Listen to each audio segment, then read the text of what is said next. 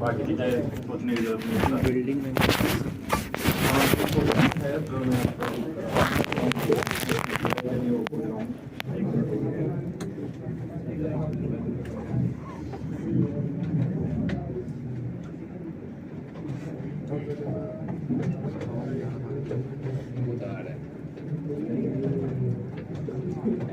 उसका स्विंग किया वो हवा तो इधर तक आ रहा है, उधर नहीं हवा जा रहा है।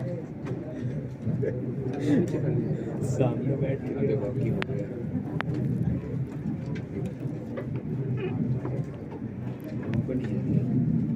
नहीं स्विंग कर रहा है वो वाला ऊपर नीचे हो रहा है।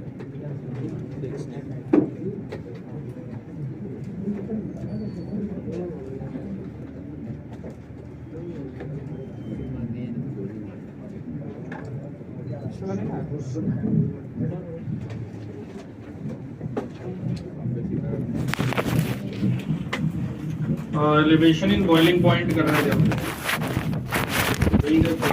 बताता हूँ कौन सा।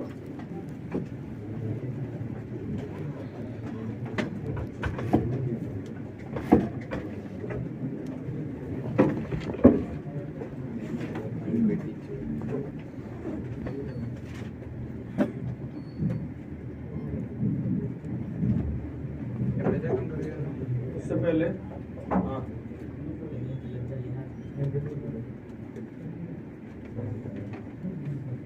अभी थोड़ा टाइम में हो जाएगा, नहीं होगा कॉन्फिडेंट हो तुम, देख लेते हैं 10-15 मिनट में नहीं होगा तो कुछ करेंगे।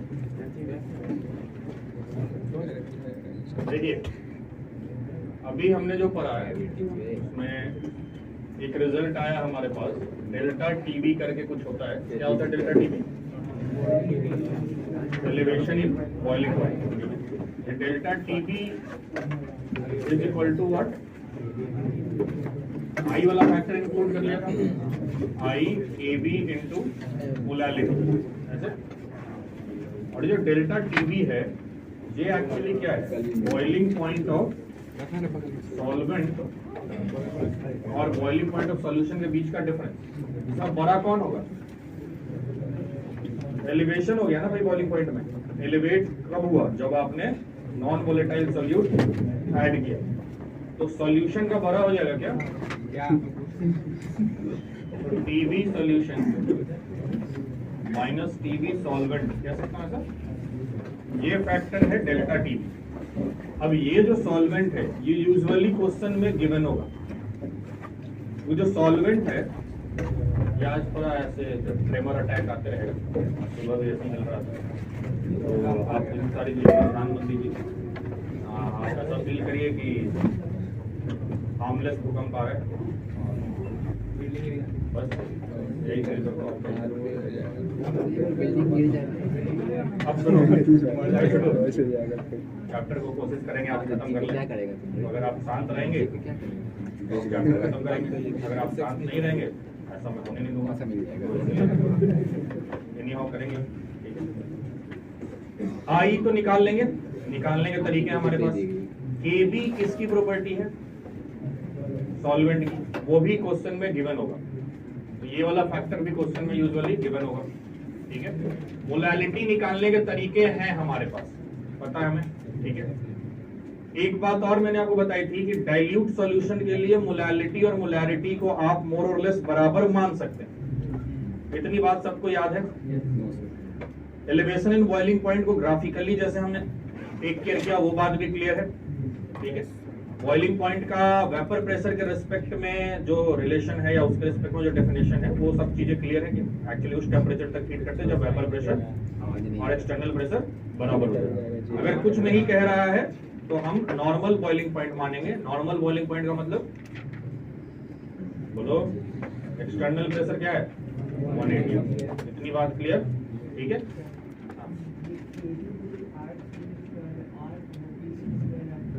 बिल्कुल, RPV इक्वल टू NRT वाला है, ठीक है।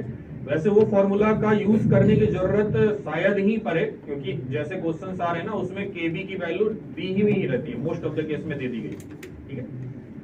तो अब बात करते हैं, देखिए पहले एक क्वेश्चन करिए, ये जेई का पूछा हुआ क्वेश्चन है, लिखिए तो question. 1 gram of naphthalene 1 gram of naphthalene, naphthalene the C10H8, वैसे ऑर्गेनिक में आ ही जाएगा, is added to 50 gram, is added to 50 gram of certain solvent, which added to 50 gram of certain solvent which raises the boiling point,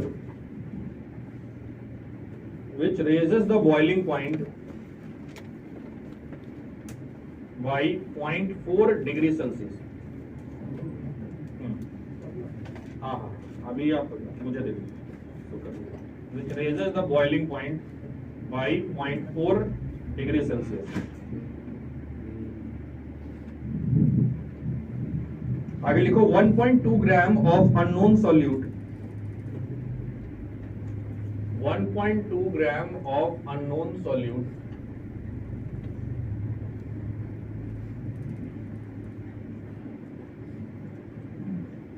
in 60 gram of same solvent,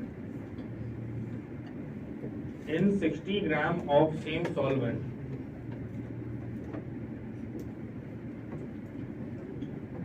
in 60 gram of same solvent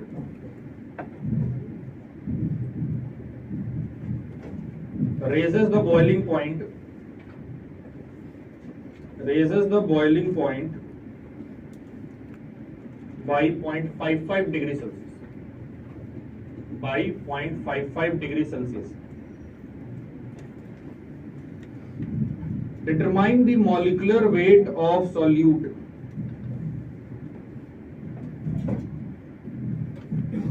Determine the molecular weight of solute.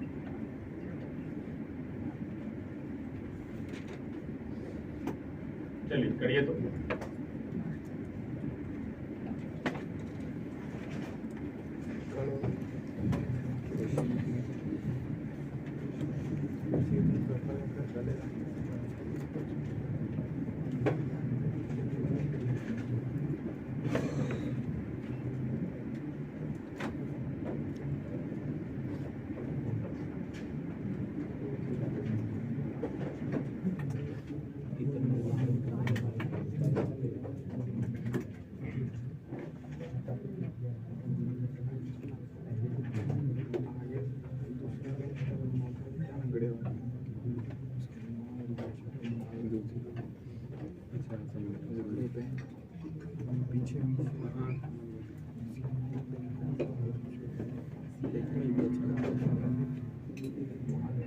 जल्दी करिए, अब आप chapter ठीक ठाक पढ़ चुके हैं, थोड़ा कैलकुलेशन का टाइम हटाइए।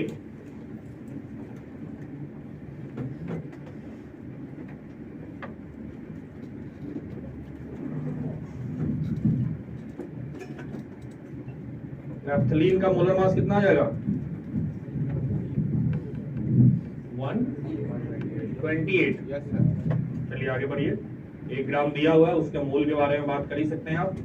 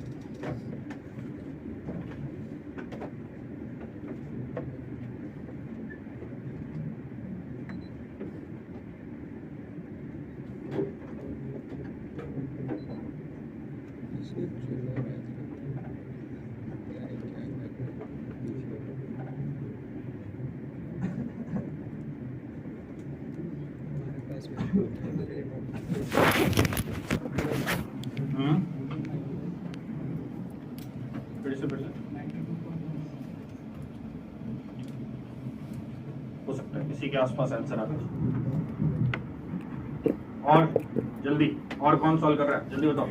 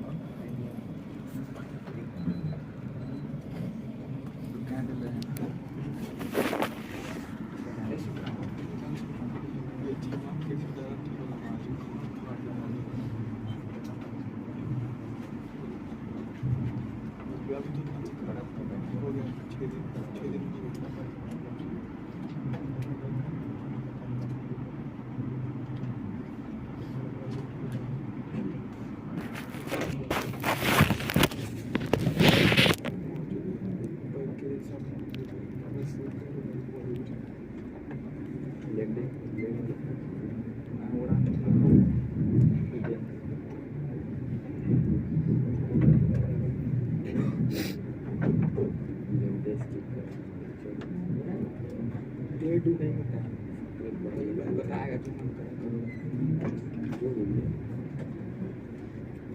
अभी तो हमको दो अलग अलग सिचुएशन दिया हुआ है, दो इक्वेशन बन जाएगा, सॉल्व हो जाएगा, जल्दी करो।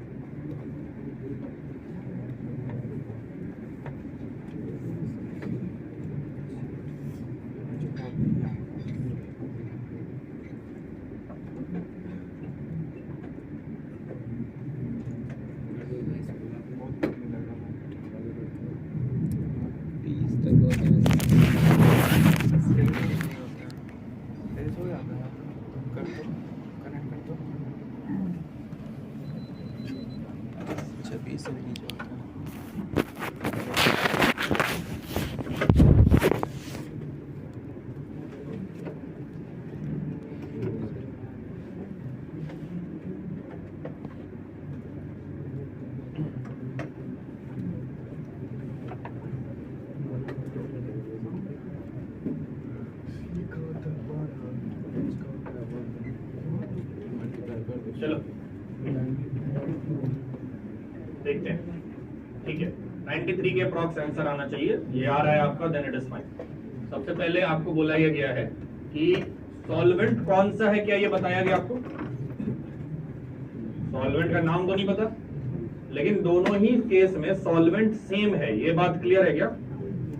अगर सॉल्वेंट सेम है इसका मतलब ये हुआ कि Kb की वैल्यू दोनों केस में सेम रहेगी, क्योंकि सॉल्वेंट डिपेंडेंट फैक्टर है Kb, चलेगा?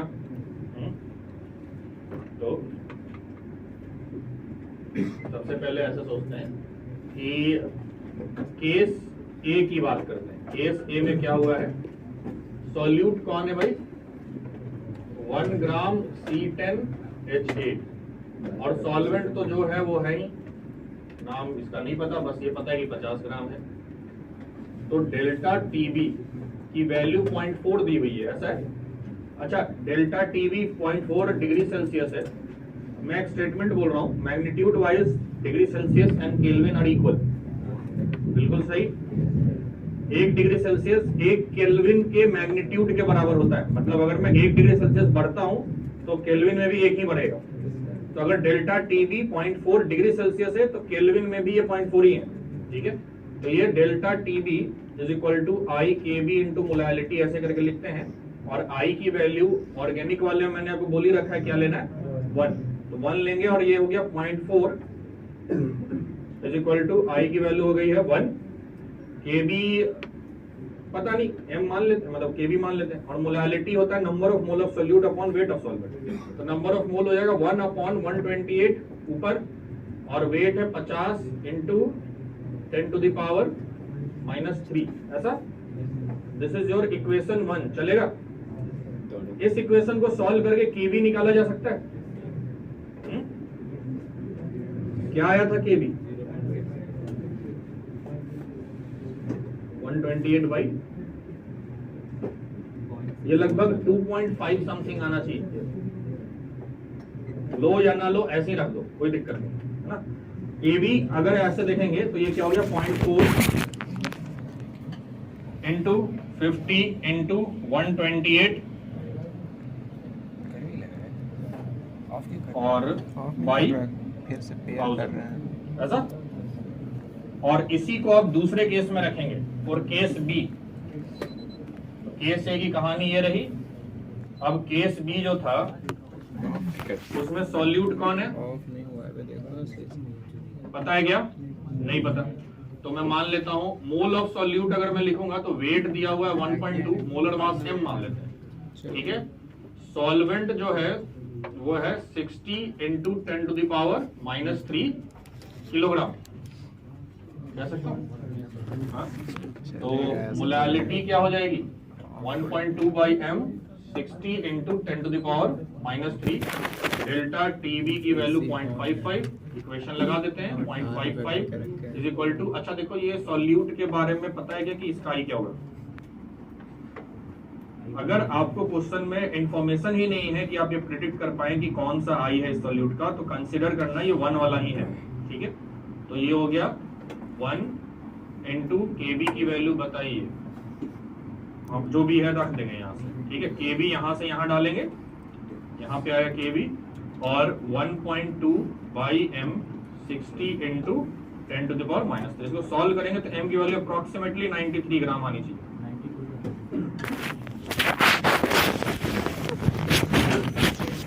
जो मैंने किया उसको नहीं लिखेंगे आप, जल्दी इसको कंप्लीट करिए फिर आगे बात करते हैं।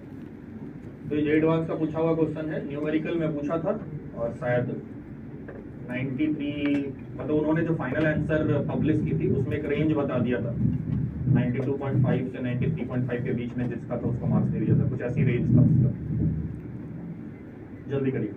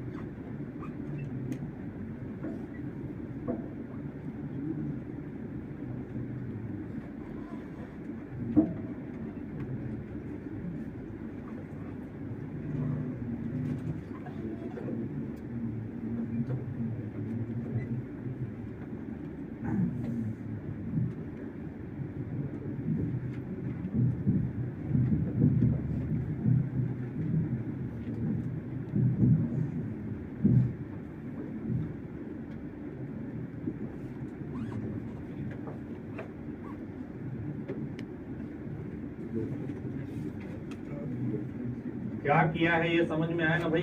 2 बार इक्वेशन लिखा, 2 अननोन थे, निकाल लिया। और देखो हमेशा ही कैलकुलेशन में ये जो काम किया ना हमने कि लास्ट में जाके डाले कैलकुलेट किया, ज्यादातर केस में देखने को मिला है कि इससे समय बच जाता है।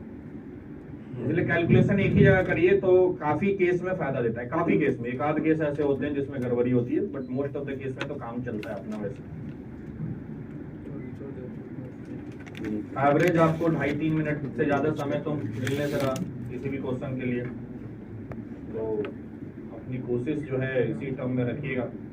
अभी क्लास में थोड़ा ज्यादा भी टाइम लग जाए कोई दिक्कत नहीं है, लेकिन दिक्कत हमेशा घर पे है कि घर पे जहाँ भी आप रहते हैं उधर कोई रोकने वाला नहीं, आप आराम से मस्त पहले रिलैक्स होते हैं, आते पीते क्वेश्चन बनाते हैं एंजॉय करके, तो वो माहौल देख लेना भाई कैसा होगा।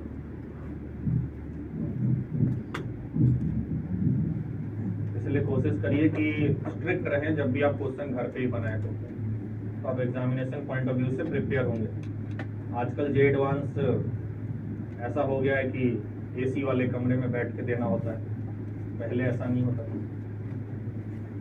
मेरा जे एडवांस का सेंटर पटना में ही था, क्या नाम था, एक गवर्नमेंट स्कूल, सम कन्या विद्यालय, एग्जैक्टली याद नहीं है मुझे, कन्या विद्यालय, नॉट केंद्रीय विद्यालय, गर्ल्स स्कूल था कोई गवर्नमेंट का। उसमें मेरा जो सेंटर था उसमें इस क्लासरूम से डबल कर दो उतना स्पेस था, और पुराना जो गवर्नमेंट स्कूल में जो बेंच होता है वैसा बेंच था, और बीच में एक पंखा इस कोने में एक पंखा उस कोने में, बड़ा बड़ा चों चों चों ऐसे आवाज भी कर रहा है। और कहानी सुन लो, और आई थिंक उस समय तो अप्रैल में हुआ करता था, अभी की टाइमिंग तो गर्मी समझ लो, मजा आ जाएगा तुम्हें। सेकंड पेपर तो सर दर्द ही ऐसा करेगा कि हालत खराब, लेकिन अब वो दिक्कत नहीं है, अब तो कंप्यूटर बेस्ड पेपर है और तो कम साउंड वेव भी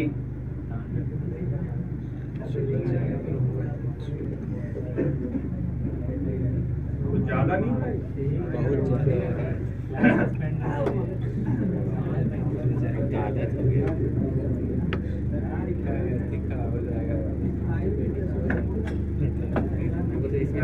काम करेंगे।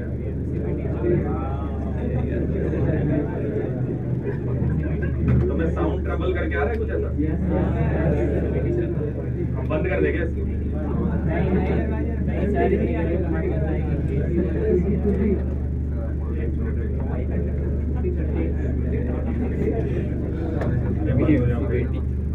चलो लिखो डिप्रेशन इन फ्रीजिंग पॉइंट। सुनाई नहीं दे रहा है क्या? सुनाई सुनाई नहीं दे रहा है क्या? नहीं। योगा करो 2 मिनट, रुक जाओ, ये बंद होगा। दिखाई दे रहा है ना? नहीं, वो भी नहीं दिखाई दे।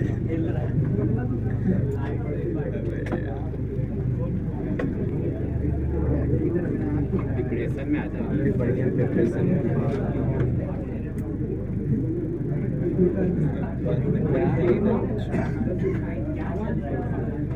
यहाँ पे भी हवा नहीं है।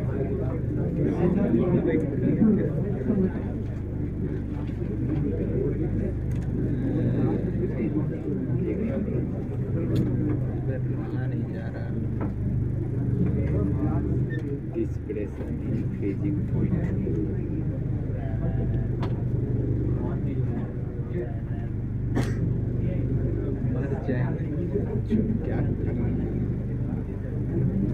क्या करेगा बेचारा? टोटली रिट्रीट होना, शूट कर सब कुछ।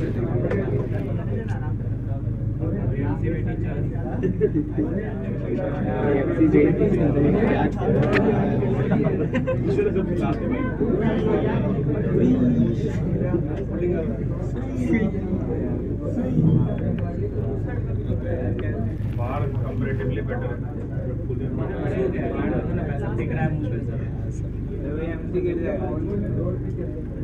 रोड पे चलेगा।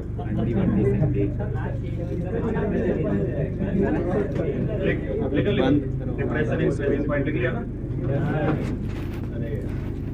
छुट्टी चाहिए अधिकारी हमको।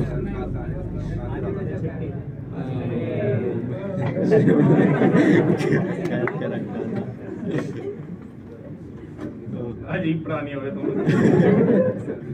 लिखो, पहले ये बताओ फ्रीजिंग पॉइंट क्या होता है?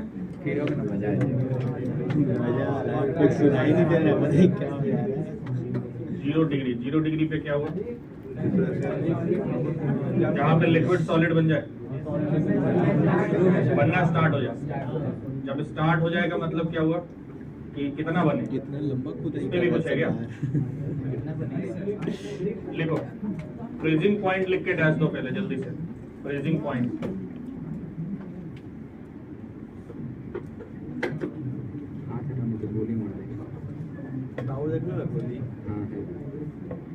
देखो, it is the temperature at which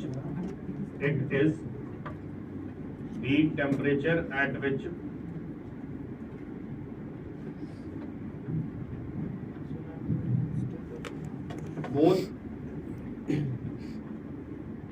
liquid and solid form coexist together. Both liquid and solid form coexist together.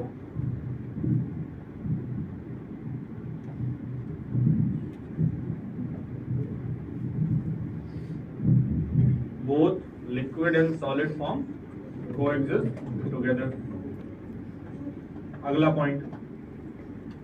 We can also say that at freezing point, vapor pressure of liquid will become equal to vapor pressure of solid. Vapor pressure of liquid become equal to vapor pressure of solid. अब एक कहानी समझो। इधर liquid का vapour pressure तो आपको पता है क्या मतलब है। एक टर्म आएगी लिक्विड का वेपर प्रेशर और सॉलिड का वेपर प्रेशर बराबर मान सकते हैं आपको सिचुएशन में। तो सॉलिड के वेपर प्रेशर का फंडा हुआ क्या, ये तो समझना पड़ेगा पहले। आपको याद है जब मैंने कहा था कि वेपर प्रेशर नॉन वोलेटाइल का 0 कह तो रहे हैं, बट एक्चुअल केस में थोड़ा थोड़ा होता ही है। उधर मैंने ये भी कहा था अगर सॉलिड भी रख लोगे तो थोड़ा कुछ जाएगा हल्का फुल्का। तो यहाँ पर जो सेंस है वो ये है कि अगर मान लो मैं लिक्विड को सॉलिड में कन्वर्ट करना चाहता हूँ तो लिक्विड से सॉलिड की तरफ जाने की टेंडेंसी है मेरी, और ऐसा कह रहे हैं कि फ्रीजिंग पॉइंट में दोनों को एग्जिस्ट करता है। तो एक ऐसे सिचुएशन की बात सोचना जब सॉलिड है और लिक्विड है, दोनों एक साथ एग्जिस्ट कर रहे हैं, तो सॉलिड भी लिक्विड में कन्वर्ट हो रहा है और लिक्विड भी सॉलिड में कन्वर्ट हो रहा है। ठीक है, इनके बीच में इक्विलिब्रियम आ गया है, और जिस सिचुएशन की बात इक्विलिब्रियम मतलब जिस टेम्परेचर पे ये इक्विलिब्रियम आ जाएगा उस टेम्परेचर को ही फ्रीजिंग पॉइंट कहते हैं। समझ रहे हो ना? तो वो आइसक्रीम जमाने वाली बात जो की थी हमारी बैच में थी, हाँ, जो तुम्हारा बचपन से ही नहीं बीता था, तुम लोगों ने कुछ नहीं किया जीवन में, ये हाँ जो तुमने किया मुझे थोड़ा पता नहीं। तो सॉलिड और लिक्विड वाला जो केस जो आप समझ पाते हैं ना, कि जैसे सॉलिड भी है, आइस भी है, और थोड़ा सा लिक्विड पार्सली जमा हुआ आइस सिस्टम टाइप का उस तरह। तो एक एवरेज रेफ्रिजरेटर का जो टेम्परेचर होता है कितना होता होगा? अरे सिंपल ऐसा सोचो कि जो बाहर दो कंपार्टमेंट है, एक तो फ्रीजर कंपार्टमेंट है और एक बाकी नॉर्मल कंपार्टमेंट। वो नॉर्मल कंपार्टमेंट में यूजुअली नॉर्मल सिचुएशन में तो बर्फ नहीं जमता है ना, तो उसका टेम्परेचर 0 से तो ऊपर रहता होगा, उसका एवरेज टेम्परेचर 3 से 5 डिग्री का रहता है, यूजुअली प्रिस्क्राइब्ड है ऐसा।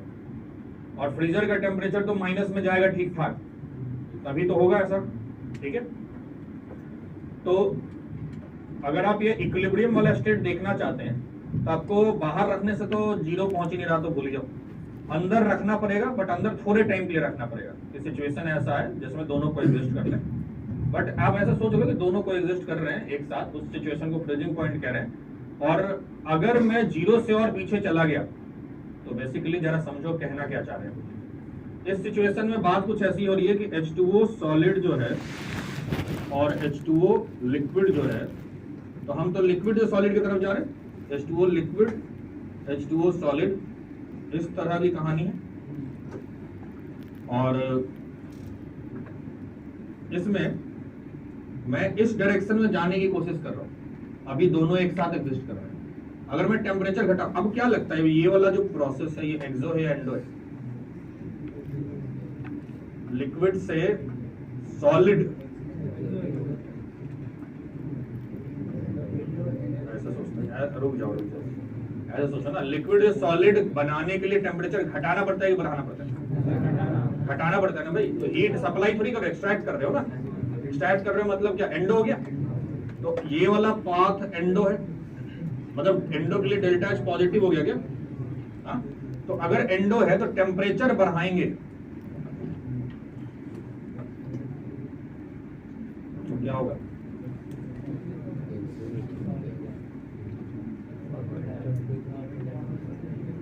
और थोड़ा अजीब नहीं लगा? नहीं लगा? अरे लगना चाहिए। इसके हिसाब से तो फिर टेम्परेचर बढ़ाएंगे तो फॉरवर्ड अगर जाएगा तो फॉरवर्ड में तो क्या बैठा होगा? सॉलिड। यहीं पे मैं एक और चीज लिख देता हूं, तब शायद तुम समझ जाओगे क्या कहना चाहता हूं। अगर कोई इस इक्विलिब्रियम को ऐसे लिख दे, सॉलिड को लिक्विड में कन्वर्ट कर रहे हैं, इसको क्या बोलोगे? आप बोल जाओ थोड़ी देर के लिए।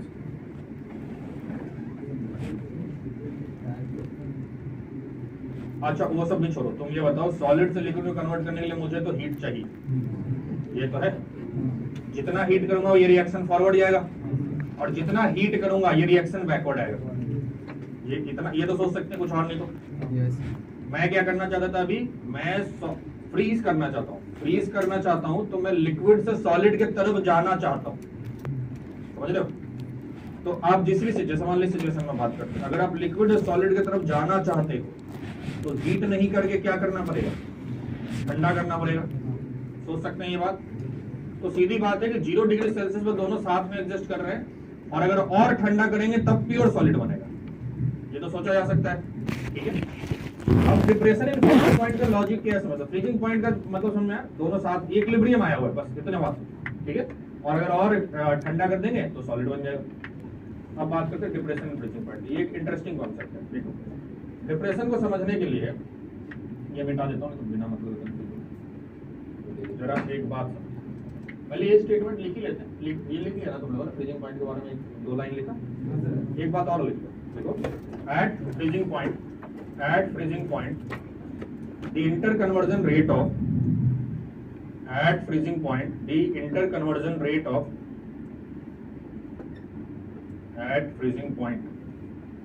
the interconversion rate of solid to liquid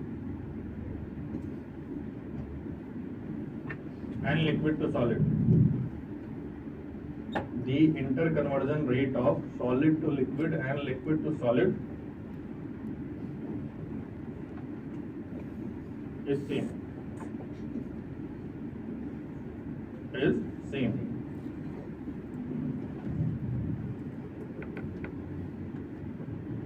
ठीक, इतनी बात हो गई। अब समझते हैं डिप्रेशन इन फ्रीजिंग पॉइंट के रिस्पेक्ट में बात क्या होगी। देखो अब क्या हुआ, एक नॉन वोलेटाइल सॉल्यूट मिला दिया। हर कॉलिगेटिव प्रॉपर्टी में यही तो कर रहे हैं, नॉन वोलेटाइल सॉल्यूट मिलाते हैं तो वेपर प्रेशर कम हो जाता है। ये बात हम अभी देखते ही आ रहे हैं। तो एक बात बताओ, नॉन वोलेटाइल सॉल्यूट जैसे ही आप मिलाएंगे तो आपने लिक्विड में नॉन वोलेटाइल सॉल्यूट मिलाया, समझे, तो लिक्विड का वेपर प्रेशर कम हो गया। इसका मतलब यहां समझेंगे आप, लिक्विड का कन्वर्जन रेट सॉलिड की तरफ कम हो गया, समझ रहे हो? अगर लिक्विड का कन्वर्जन रेट सॉलिड की तरफ कम हो गया है, लेकिन आप तो चाहते हैं कि वो सॉलिडिफाई हो, तो आप उसके लिए करना क्या पड़ता है? टेम्परेचर को और घटाना नहीं पड़ता है। समझ पा रहे हो क्या बोल रहा हूं? थोड़ा और टेम्परेचर घटाओ तो फिर वो इक्विलिब्रियम आ जाएगा जो शायद 0 डिग्री पे आता हो पानी के लिए। अब वही चीज 0 पे ना आके हो सकता है -2 -3 पे आती है। प्रैक्टिकल एग्जांपल समझाता हूँ। ठंड के टाइम में जैसे इंडिया में यूजुअली 0 डिग्री या उसके नीचे के टेम्परेचर बहुत कम जगह जाते हैं, बट नॉर्मली वैसे कंट्रीज की बात कर ले जब जहाँ पे नॉर्मल है, जैसे मान लो कनाडा वगैरह चले जाओ, नॉर्मली माइनस में टेम्परेचर बहुत लंबे समय के लिए रहता है। यूएस में भी बहुत बार ऐसा होता है। तो आपको जो नॉर्मल सप्लाई वाटर है वो तो बर्फ बन जाएगा, है कि नहीं? जैसे वहां पे यूजुअली लोग का घर, वो जैसे सेंट्रल एसी जो होता है ना, पर सेंट्रल हीटिंग सिस्टम है, हर जगह नहीं रहेगा तो सब कहानी करता। घर तो गर्म कर लेते हैं, लेकिन बहुत कुछ, सब कुछ घर में तो नहीं। पानी बहुत केसेस में कहीं और से सप्लाई होके आएगा, तो पानी तो हो जाएगा बर्फ। कैसे करोगे? बर्फ निकालोगे, फिर गर्म करोगे, फिर पियोगे। माउंट एवरेस्ट वाली फीलिंग आई। तो बहुत लो टेम्परेचर के लिए तो अलग फंडा है, बट अगर थोड़ा मोड़ा टेम्परेचर का डिफरेंस हो, जैसे -2 -3, तो पानी में कुछ ऐसे इलेक्ट्रोलाइट या नॉन वोलेटाइल सॉल्यूट मिला देते हैं जो बॉडी के लिए नुकसानदायक नहीं होता, कि वो -2 -3 तक भी फ्रीज नहीं करे। इसका एक और बहुत प्रैक्टिकल एग्जांपल है। पानी वाली बात अगर ज्यादा ना समझ में आए तो स्पेशली कार के रेडिएटर्स जो होते हैं, कूलेंट, उसमें एंटी फ्रीज मिलाना पड़ता है ठंड के टाइम में। इंडिया में नहीं जाता उतना टेम्परेचर, बट वैसे कंट्रीज में जहां माइनस में जाता है, क्योंकि कुछ क्या होगा कि तुम्हारा गाड़ी में जितना भी कूलेंट है वो बर्फ बन जाएगा, तो हो गया कल्याण गाड़ी का। सारा पाइप वाइप फट गया, सब बर्बाद, इंजन भी फेल हो जाता है उस सिचुएशन में। तो उसमें अलग से आता है, ठंड में जब सर्विसिंग कराने गाड़ी देते हैं तो ठंड से पहले उसमें एंटी फ्रीज अलग से मिला के डालते हैं। वो कुछ नहीं है, वो कुछ सॉल्यूट है जिसको मिलाने से उसका फ्रीजिंग पॉइंट घट जाएगा, तो वो ठंड में भी लिक्विड की तरफ फ्लो कर पाता है। समझ पा रही? यूजेबिलिटी समझ में आ रही है थोड़ी? ठीक है, ये बड़ा इंपॉर्टेंट चीज है। अगर मैं नॉन वोलेटाइल सॉल्यूट मिलाऊंगा तो मैं कह रहा हूं कि फ्रीजिंग पॉइंट कम हो जाएगा। ठीक है, ऐसा इसलिए हुआ क्योंकि वेपर प्रेशर लिक्विड से सॉलिड के कन्वर्जन का कम हो गया, मतलब सॉलिड लिक्विड सॉलिड में कन्वर्जन का टेंडेंसी कम है।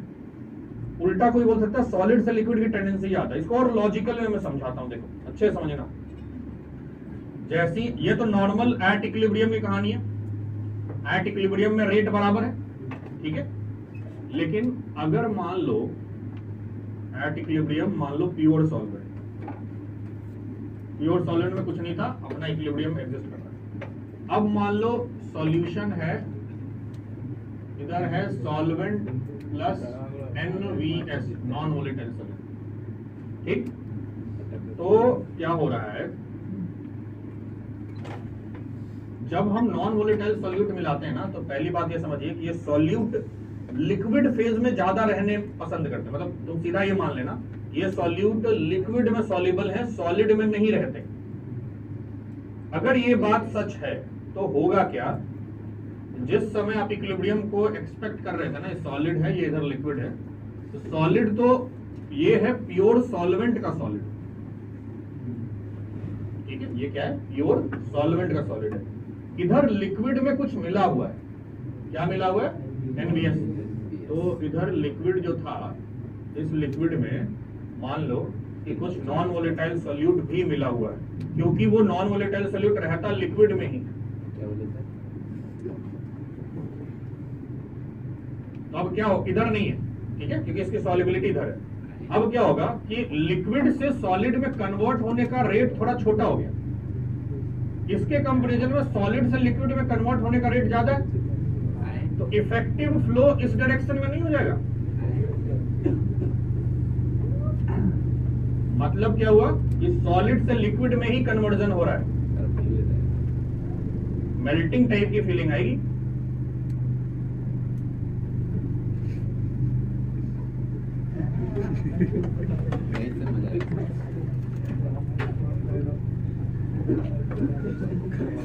अरे पहले नीचे फिर ऊपर।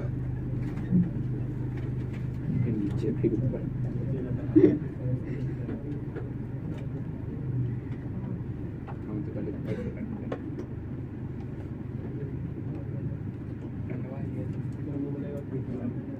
सुनाई दे रहा है? आप कुछ कह रहे हो? जो नॉन वोलेटाइल सॉल्यूट है ना, वो लिक्विड में घुलता है, सॉलिड में नहीं घुलता है, ठीक है? वही बता रहा हूँ, सुन तो ले, वही बता रहा हूँ यार, तू बस गाली कर रहा है। वही बता रहा हूँ, ऊपर वाला फिर से बता रहे भाई, सुन लो सब लोग। नॉन वोलेटाइल सॉल्यूट लिक्विड में घुलता है, सॉलिड में नहीं घुलता है, पहले ठीक। इधर नॉन वोलेटाइल सॉल्यूट होगा, उसका वेपर प्रेशर घटा देगा, ये बात भी ठीक। तो नॉन वोलेटाइल सॉल्यूट लिक्विड के डायरेक्शन में है, लिक्विड साइड में है, तो लिक्विड का जो सॉलिड में कन्वर्जन का रेट है वो कम हो गया, तो छोटा एरो से दिखाया मैंने।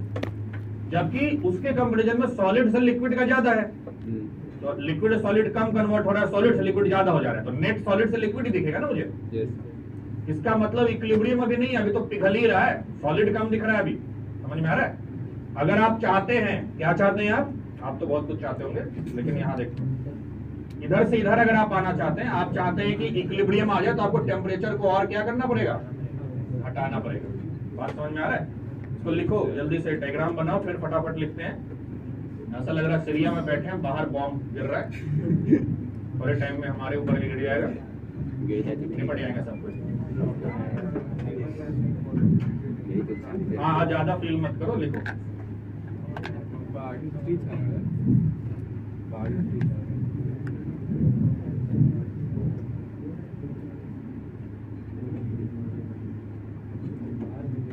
जहाँ पे तुम को लेके गया था, क्या बोल रहा हूँ, कैफे में कितना देता है?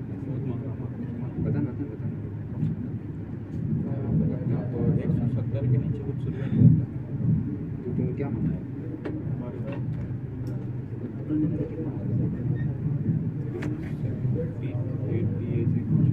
600 रुपये लेके जाना तो हो जाएगा।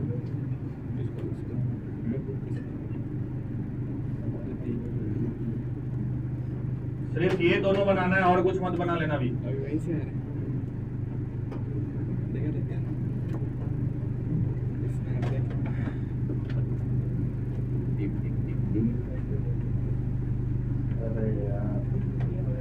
हमको तो अच्छा लग रहा है, इससे बड़ी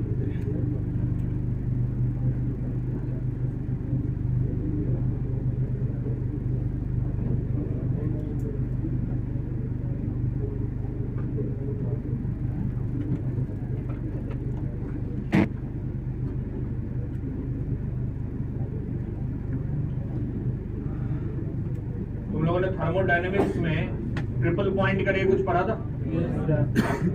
एक ऐसा पॉइंट, एक ऐसा टेम्परेचर और प्रेशर का पॉइंट जहां पर सॉलिड, लिक्विड, गैस तीनों को एग्जिस्ट करें, ठीक है? तो वाटर के लिए अगर बात करें ना, तो इनका डायग्राम ऐसे होता है, देखो। ए से बी जो है, मतलब ऐसे सोचो, इससे इधर सॉलिड है, इस रीजन में लिक्विड है, इस रीजन में गैस है, तो ये वाला लाइन सॉलिड और गैस के इक्विलिब्रियम को रिप्रेजेंट कर रहा है। ये गैस लिक्विड और गैस, और ये गैस लिक्विड और सॉलिड वाली इक्विलिब्रियम को रिप्रेजेंट कर रहा है, और ये इस पॉइंट पर आके मिलता है। ये ट्रिपल पॉइंट का कर्व है। इससे मैं कुछ आपको दिखाऊंगा अभी, पहले ये बना लीजिए जल्दी से।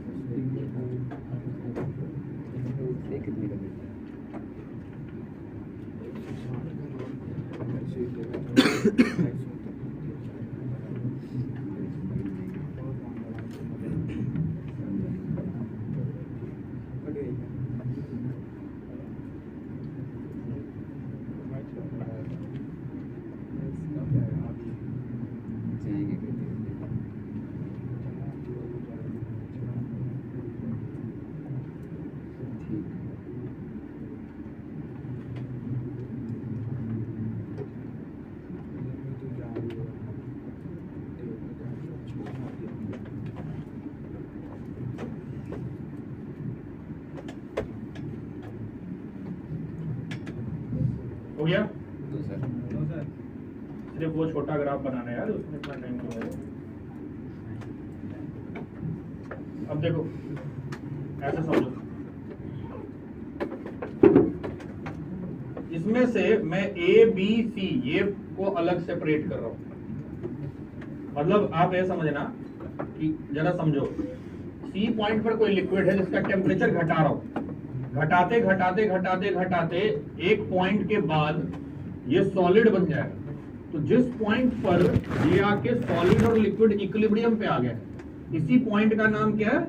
Freezing point. समझे क्या? ठीक। अब अगर कोई प्योर सॉल्वेंट है तो उसको सॉलिड वाले रेंज में आने के लिए टेम्परेचर को घटाना पड़ेगा। तो टेम्परेचर घट रहा है और एक टाइम के बाद इसका फ्रीजिंग पॉइंट आ गया TF0। ये freezing point of pure solvent है, ठीक है? Freezing point of pure solvent, ठीक है भाई। अब आपने क्या किया कि NVS ऐड कर दिया। जैसे ही NVS ऐड करते हैं वैसे ही क्या होता है? वेपर प्रेशर कम हो जाता है। ये हमने बॉइलिंग पॉइंट वाले केस में भी देखा था। तो NVS ऐड किया तो ये थोड़ा नीचे चला गया, ये यहाँ पे भी। ये है सॉल्यूशन कंटेनिंग NVS, चलेगा? फिर से ठंडा करेंगे। अब ठंडा करेंगे तो इसी तरह करो, पीछे ट्रेस होगा और अब थोड़ा ये पीछे जाके कट करेगा ना सॉलिड वाले लाइन को। तो ये यहां आके कहीं कट किया, इसको मैं बोल रहा हूं TFS, this is freezing point of solution. समझे क्या? समझे कि नहीं समझे? ठीक है। तो फ्रीजिंग पॉइंट घट गया, TFS इज छोटा than TF0, freezing point decreases. इसी को कहते हैं डिप्रेशन इन फ्रीजिंग पॉइंट हुआ है। और पर्टिकुलरली डिप्रेशन की वैल्यू है ये वाला टर्म को डेल्टा TF कहेंगे। Delta TF that is TF0 minus TFS। और इसका मॉड ले लेते हैं क्योंकि किसी का माइनस में भी जा सकता है, तो मॉड का टेंशन खत्म। इसे कहेंगे हम डिप्रेशन इन फ्रीजिंग पॉइंट, ठीक है? लिख लीजिए फटाफट। हाँ बनाइए, दोनों बनाइए।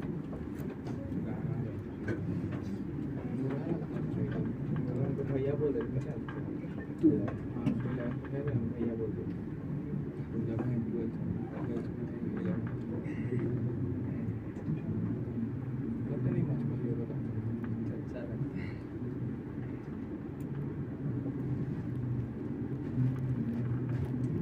वीडियो कॉल किया था। आवाज मत करो भाई, लिखो।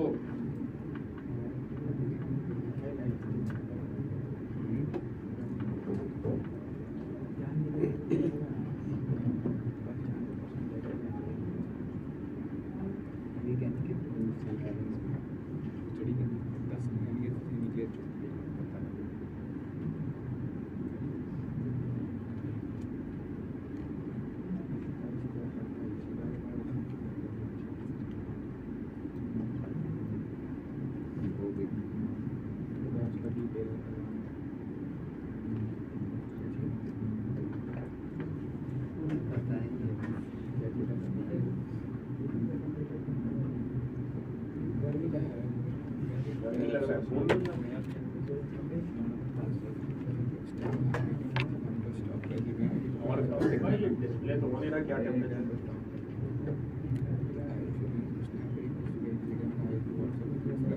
जल्दी लिखो, जल्दी लिखो, जल्दी लिखो, काम करें फटाफट।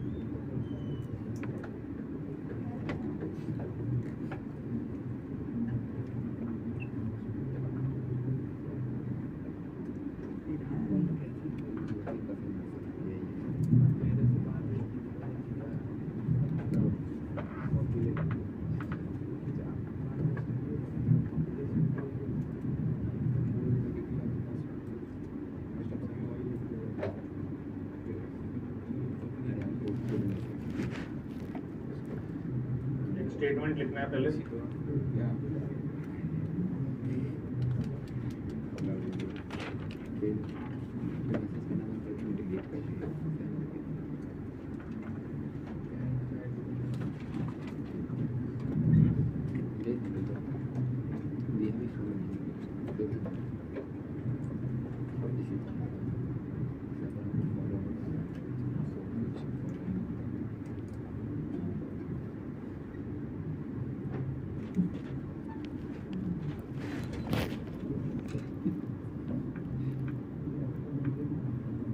ये नहीं, मैं बोल रहा हूँ, लिखो the solubility of NVS is more in liquid phase.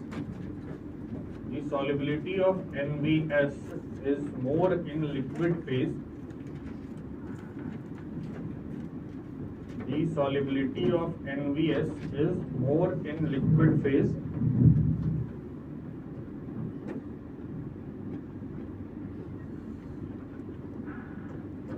than in solid phase.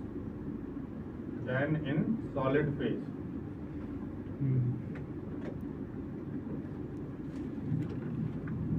And hence the NVS remain in liquid part, and hence the NVS remain in liquid part, because of which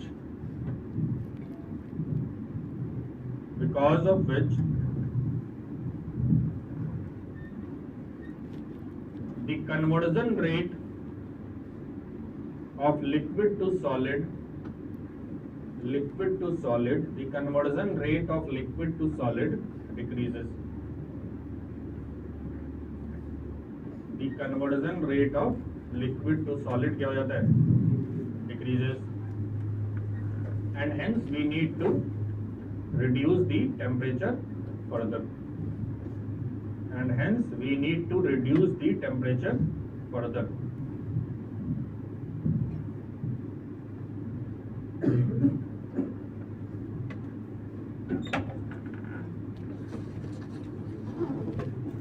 चलेगा? अब बात करते हैं experimentally. जैसे वहां पे था ना कि experimentally delta TB proportionality molality वाला, वैसे एक्सपेरिमेंटली यहाँ पे भी delta TF is proportional to again molality. ठीक है, इस बार जब प्रोपोर्शनैलिटी हटती है तो जो कांस्टेंट आता है उसे केएफ कहते हैं। ये केएफ को अब नाम देंगे हम मोलल डिप्रेशन कांस्टेंट, या फिर क्रियोस्कोपिक कांस्टेंट। यूजुअली केएफ क्वेश्चन में दिया हुआ रहेगा, बट अगर नहीं दिया हुआ रहेगा, अच्छा तो यहीं पे पहले हम ये लिख देते हैं, इंक्लूडिंग एसोसिएशन, डिसोसिएशन,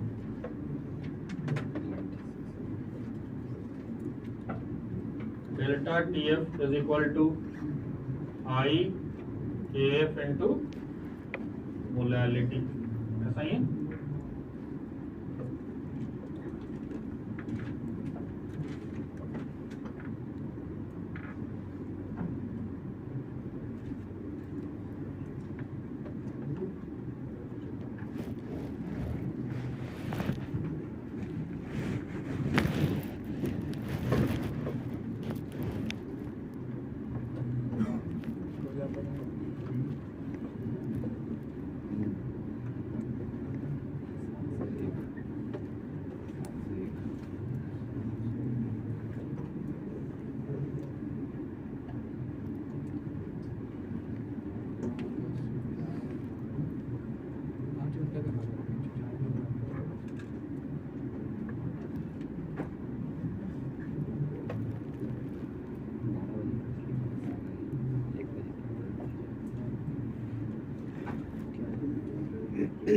आप केबी का फॉर्मूला बताओ क्या था? थर्मोडायनेमिक रिजल्ट वाला, R TB naught square by 1000 into delta T into delta T latent heat of vaporisation, ये लेटेंट हीट ऑफ फ्यूजन हो जाएगा। समझ रहे हो, फ्यूजन वाला सॉलिड से लिक्विड वाला और लिक्विड टू गैस वाला अलग अलग होता है ना। इसको R T F not square 1000 into delta H of fusion इधर मोलर मास ऑफ, इसका प्रॉपर्टी है सॉल्वेंट इज KF। तो सब कुछ वैसा ही है, देख रहे हो ना, सिमिलर टाइप का फॉर्मूला, एक याद है तो दूसरा याद हो ही जाएगा। और KF ऑफ पानी, जैसे KB ऑफ पानी कितना था 0.52, KF ऑफ पानी 1 पॉइंट समथिंग होता है। मैं एक्चुअली कहना चाहता हूँ कि यूजुअली KF की वैल्यू बड़ी निकलेगी KB से, ज्यादातर केस में ऐसा देखने को मिला, यूजुअली ऐसा होता है एक ही सॉल्वेंट का। लिख लीजिए जल्दी जल्दी।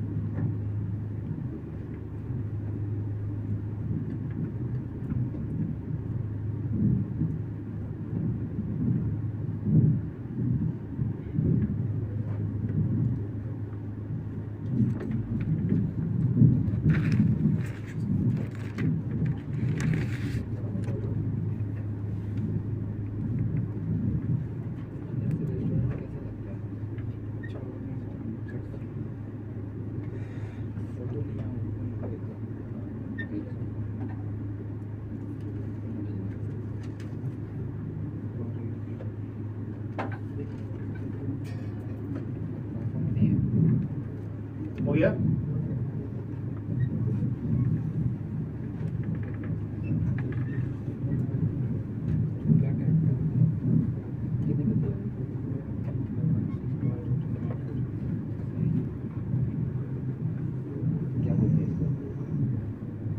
फॉर्मूला बहुत हद तक वैसा ही है, डेल्टा टीवी का जैसा फॉर्मूला था वैसे ही डेल्टा टीएफ का आ गया। केएफ की जगह केबी, केबी की जगह केएफ वाला फंडा है।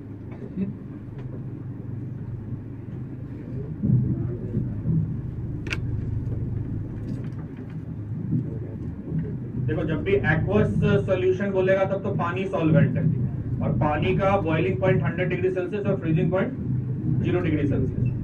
तो उसी के रिस्पेक्ट में आपको चीजें काम करनी होगी। जैसे क्वेश्चन लिखिए, calculate freezing point of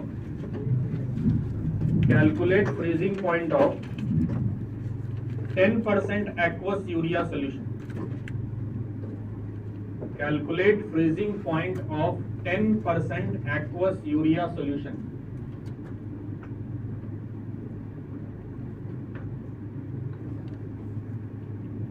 Calculate freezing point of 10% aqueous क्या यूरिया solution.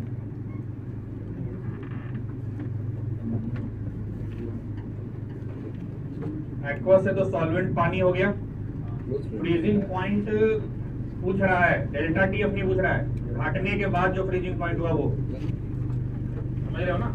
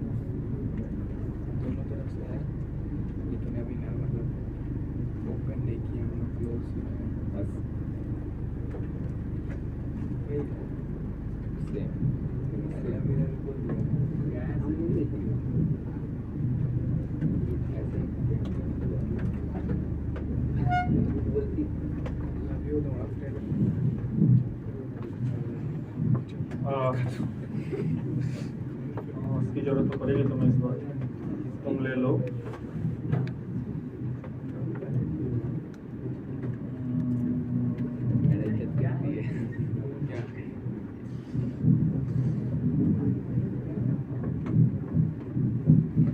देखो पानी का केएफ मैं कहूँगा याद ही रखो, 1.86 होता है ये वाटर का केएफ, ये कॉपी में भी लिख सकते हो, ठीक है। एसआई यूनिट में पानी का केएफ ऑफ वाटर इज 1.86, वो यहाँ भी यूज में आएगा, याद रखिए।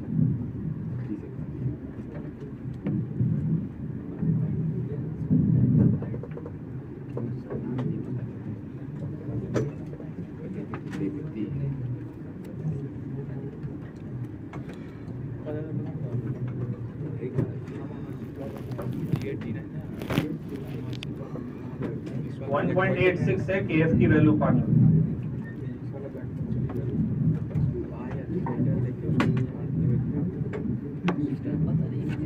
-3।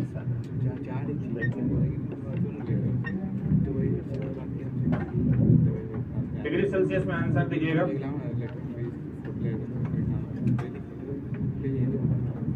माइनस तुमने क्या बोला, 3.1। लिख के चल के चल जाता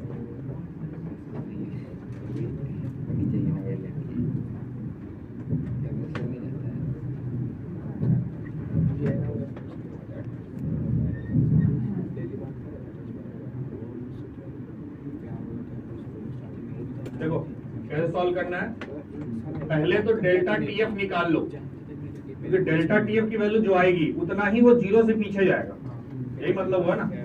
तो डेल्टा टीएफ कैसे निकलेगा, आई केएफ इंटू मोलालिटी। यूरिया के लिए आई कितना होगा, केएफ है 1.86, molality number of mole upon weight of solvent, 10% weight by wait है ना ये तो 10 अपॉन यूरिया का मोलर मास 60, ये 10 ग्राम इन 100 ग्राम मान सकते हैं, तो ये 0.1 सॉल्वेंट ये ना डायरेक्टली वो, ये हो गया कितना 1/60। तो डेल्टा टीएफ की वैल्यू हो जाएगी 1 × 1.86 × 1/60। देख लो सब यूनिट वगैरह एक बार। अच्छा सॉरी ये 90 ही होगा, वेट बाई वेट सॉल्यूशन में देना, तो मतलब ऐसे यहाँ लिख लेते हैं 10 ग्राम सॉल्यूट इन 100 ग्राम सॉल्यूशन, ये होगा 10% वेट बाई वेट को वेट बाई वेट बोला था क्वेश्चन, देखो 10% वेट बाई वेट। तो सॉल्वेंट का वेट हो गया 100 में से 10 घटा दो, 90 ग्राम सॉल्वेंट चलेगा, तो 90 ग्राम सॉल्वेंट हो गया, तो इसका वेट हो गया 90 × 10⁻⁻⁻⁻, देखो तो चलेगा। तो 1.86 × 10⁻³ 90 60, देखो तो देखो भाई ऐसे ही कुछ आएगा। और फिर ये इधर से गया ये 10⁻², 1860 अपॉन 10⁻² ही हुआ ना, 186 अपॉन 54, 3.4 के आसपास, 1 कहाँ। तो अगर डेल्टा टीएफ इतना डिग्री सेल्सियस हुआ तो टीएफ हो जाएगा 0 में से 3.4 घटाओ, -3.4 डिग्री सेल्सियस, समझ रहे हो। मतलब एक्चुअली फ्रीजिंग पॉइंट जो था पानी का वो तो 0 था, लेकिन घटने के बाद कितना पहुंच गया, -3.4।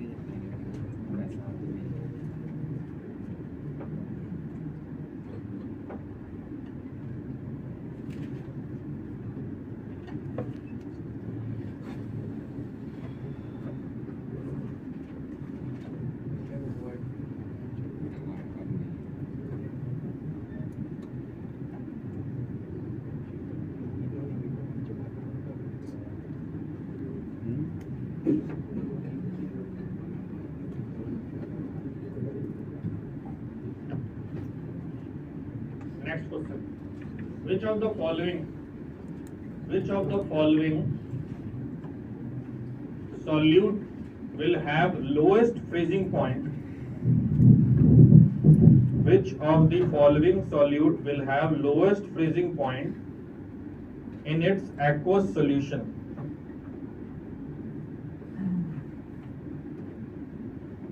Which of the following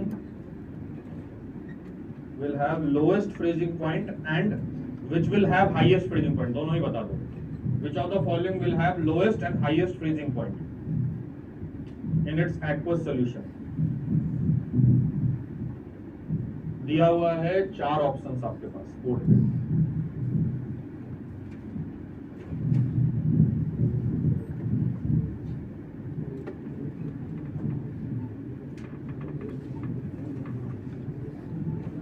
Lowest and highest freezing.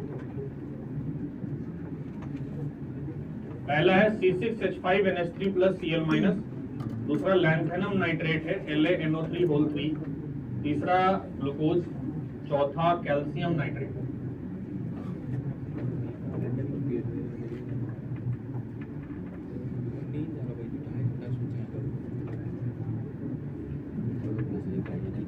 हाँ, कैल्शियम नाइट्रेट. बेकार को उम्मीद रखने से बड़ी है. बोल चुका है.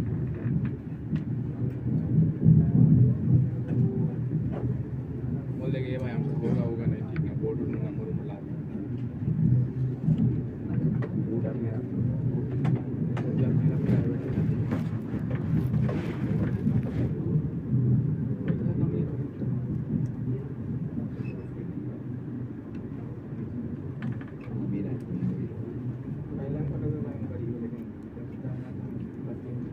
देखो सॉल्वेंट तो सेम है, तो सब कुछ डिपेंड किस चीज पे करेगा. अच्छा एक और बात लिख लो, consider equal molality solution. Consider equimolar solution लिखो. Consider equimolar solution.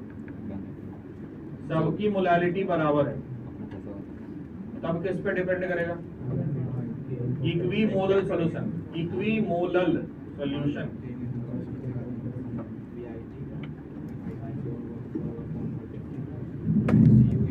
Maximum minimum दोनों बताना तुमको. मैक्सिमम फ्रीजिंग पॉइंट, मैक्सिमम और मिनिमम फ्रीजिंग पॉइंट ये बताना है आपको. अच्छा, जितना डेल्टा टीएफ ज्यादा होगा तो फ्रीजिंग पॉइंट ज्यादा होगा या कम होगा? कम होगा ना.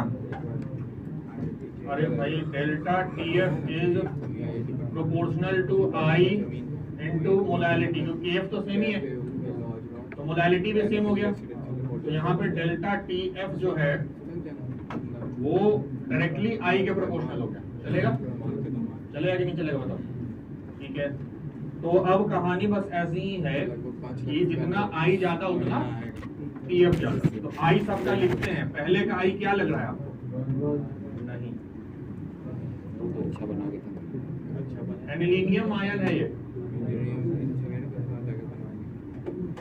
तुम लोग ऑर्गेनिक में कहाँ तक पहुंचे भाई? जीओसी में कहाँ?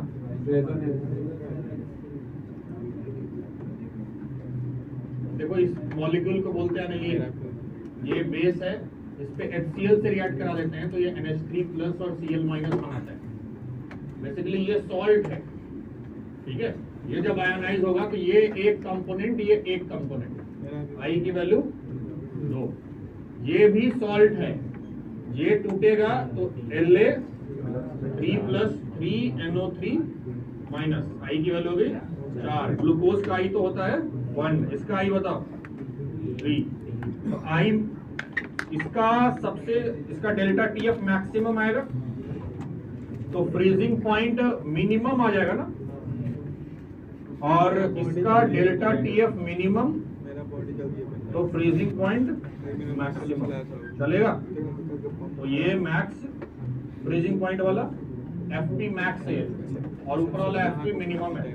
दिखाइए, आई डिपेंडेंट है कहानी.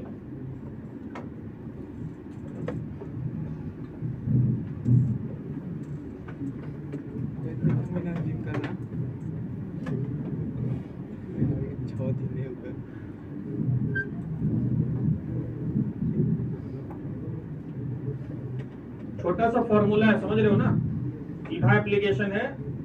आई पे बेस्ड कहानी कैसे चल रही है ये भी समझ में आ रहा है।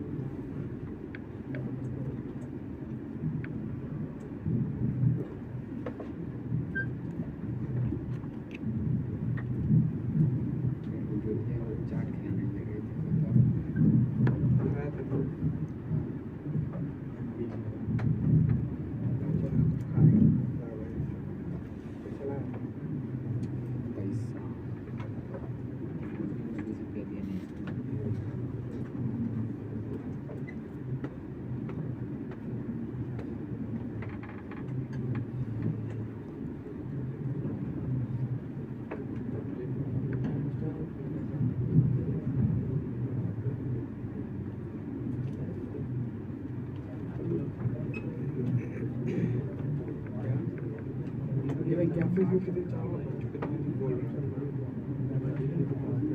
फिर से समझते हैं। जैसे डेल्टा टीएफ जिसका सबसे ज्यादा, उसका फ्रीजिंग पॉइंट उतना ही जीरो से पीछे चला गया। मान लो किसी का डेल्टा टीएफ 4 आया तो उसका फ्रीजिंग पॉइंट -4 डिग्री सेल्सियस हो गया, और किसी का फ्रीजिंग पॉइंट 1 डेल्टा टीएफ 1 आया तो उसका फ्रीजिंग पॉइंट -1 डिग्री सेल्सियस। फ्रीजिंग पॉइंट कम किसका हुआ?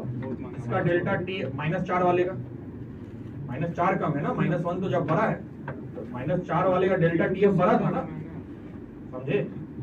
माइनस में कहानी चल रही है ना। 3 लोग 4 लोग जाएंगे, बढ़ गया मतलब 6 व्यक्ति। यही बॉइलिंग पॉइंट होता तो कहानी उल्टी हो जाती, क्योंकि वो पॉजिटिव में।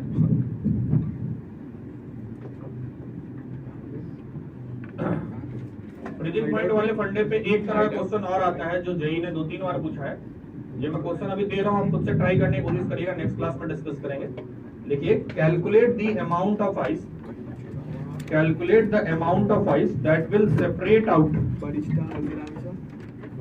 calculate the amount of ice that will separate out on cooling, that will separate out on cooling a solution, on cooling a solution containing 50 gram ethylene glycol, containing 50 gram ethylene glycol in 200 gram water, in 200 gram water to -9.3 degree Celsius, to -9.3 degree Celsius. Ethylene glycol ये है, ये तो आपने isomerism में भी शायद पढ़ा होगा। इसका न्यूमैन प्रोजेक्शन में स्टेबिलिटी हाइड्रोजन बॉन्डिंग से डिटरमाइन करते हैं। -9.3 डिग्री सेल्सियस, KF पानी का 1.86 है। इसको यूज करके आपको चीजें सोचनी है, सोचिएगा। इस क्वेश्चन को तो हम नेक्स्ट क्लास में डिस्कस करेंगे। अभी हम नेक्स्ट कॉलिगेटिव प्रॉपर्टी पे थोड़ा सा चलते हैं। ये है इथाइलिन ग्लाइकोल, फॉर्मूला अगर आपको लिखना हो तो लिख सकते हैं।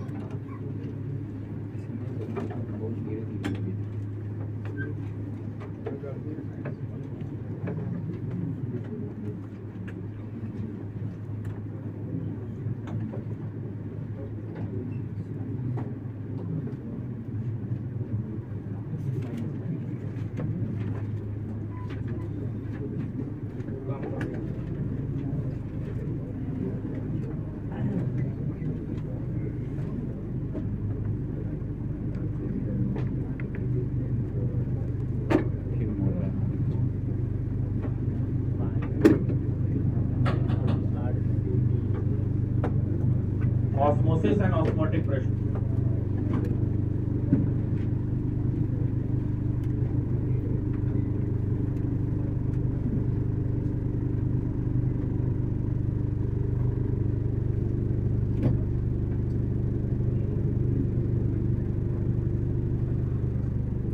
गिर गया मान लो अभी के ऊपर, खत्म हो जाएगा, मान लो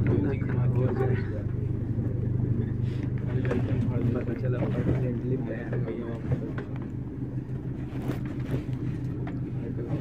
क्या होता है ऑस्मोसिस? बताइए। टाइम मार दिया भाई बना करने वाला एक टर्म है डिफ्यूजन जो गैस स्टेट में पड़ा होगा। हाई प्रेशर से लो प्रेशर की तरफ मूवमेंट को डिफ्यूजन, हाई कंसंट्रेशन से लो कंसंट्रेशन भी कह सकते हो डिफ्यूजन। ऑस्मोसिस में क्या है? सब बढ़ता जोर से बोल भाई, सुनाई नहीं रहा, देखा ना सब कुछ हिल रहा है। हाई से लो, हाई से लो वाले को तो डिफ्यूजन कहते हैं, लो से हाई। और अजीब नहीं लग रहा लो से हाई मूवमेंट हुआ ही क्यों? हाँ अजीब तो लग रहा है अभी। प्रेशर के कारण। कैसे?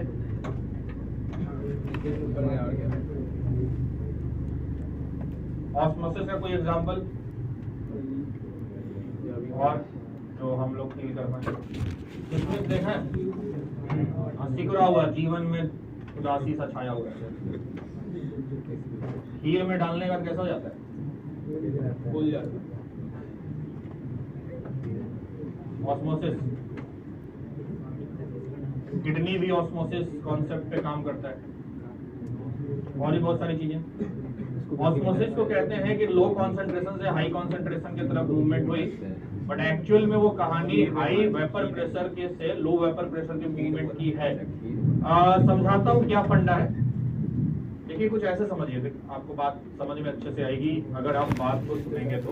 एक बड़ा सा कंटेनर है और इसके बीचों बीच मैंने एक एसपीएम लगाया है, सेमी परमिएबल मेम्ब्रेन। ये नाम सुना है? क्या जानते हैं इसके बारे में? बायोलॉजी में पढ़ा था। वो लोग मेडिकल में तो नहीं हो रहे? 9th-10th में पढ़ा था। बताइए। सॉल्यूट को नहीं जाने देता है, सॉल्वेंट को जाने देता है। देखिए सेमी परमेबल मेम्ब्रेन जो है ना, अगर मान लो मैं इसको ऐसे यहाँ पे क्या करूं,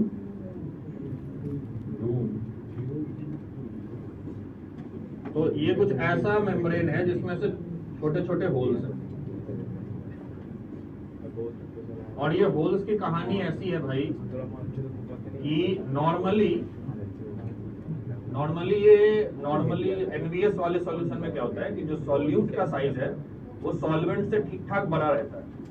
तो कहानी कुछ ऐसी है, देखो ये है छोटू सा सॉल्वेंट का साइज और ये है सॉल्यूट, ठीक है। तो अगर एसपीएम लगा हुआ है तो सॉल्वेंट जो है इधर से कूद के निकल लेता है, ठीक है। सॉल्यूट आता है और मतलब SPM allows solvent not solute, ठीक है, क्योंकि सॉल्वेंट का मॉलिक्यूल यूजुअली छोटा होता है, समझ गए। अब क्या कर रहे हैं, एक कंटेनर है जिसमें एक साइड में प्योर ये है solvent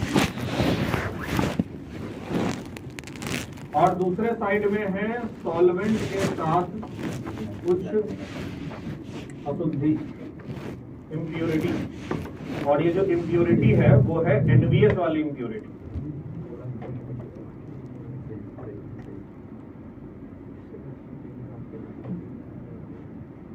solution solute plus solvent, और ये सॉल्यूट है NVS। समझ में आ रही है बात यार? झूठ तो नहीं बोल रहे, अपना अपना कसम खाओ। आपका कसम।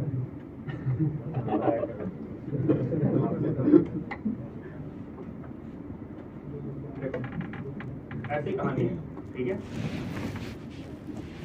क्लास में ऐसे ही बोला, वो भी तुम्हारे जैसा निकला। नहीं वो तो दूसरा तुम अरे तुम्हारा क्लास देख के मैं समझ जाता हूँ कौन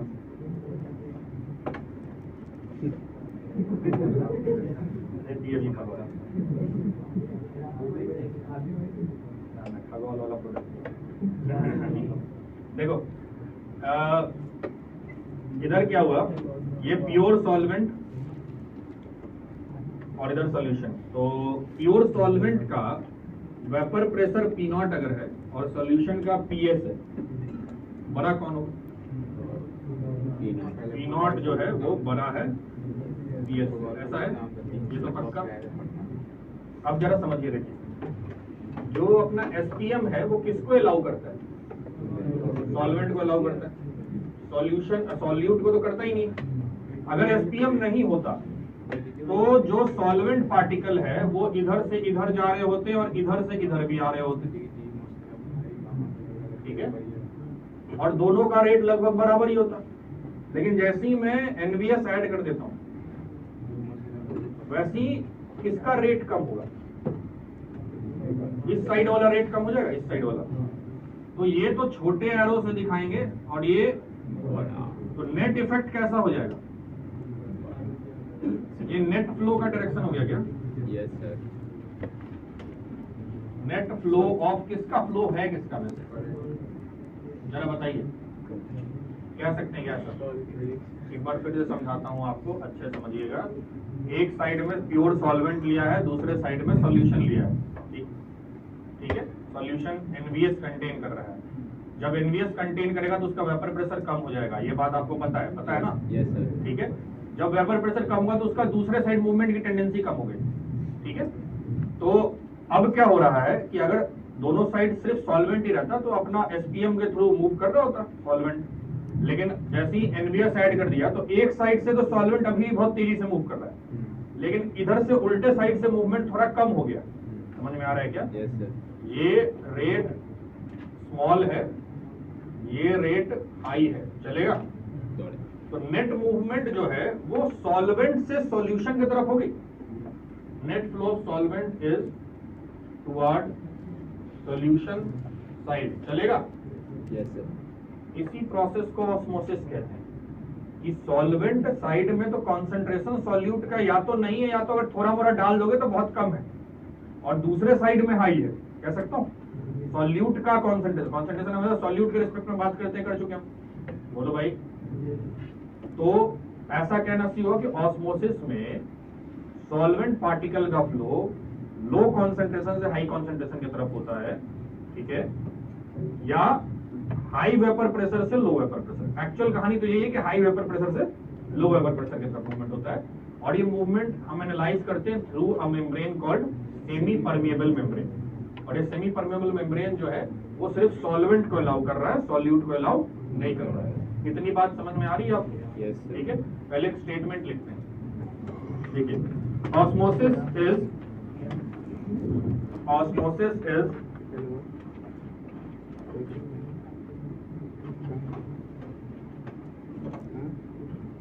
spontaneous flow of solvent particles.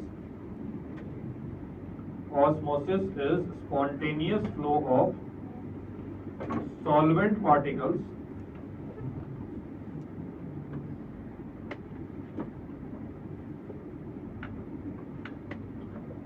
from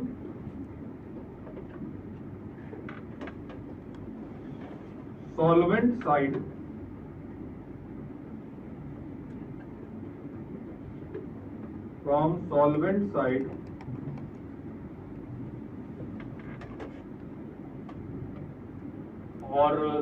or dilute solution side, from solvent side or dilute solution side to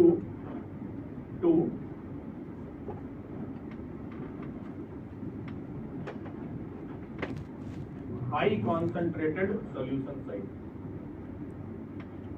to high concentrated solution side.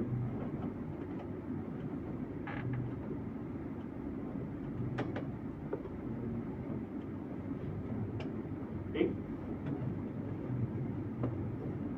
अगला पॉइंट में लिखना। अच्छा, ये तो ये लिखा आपने, उसी में दूसरी लाइन को कंटिन्यू करते रहना। Through SPM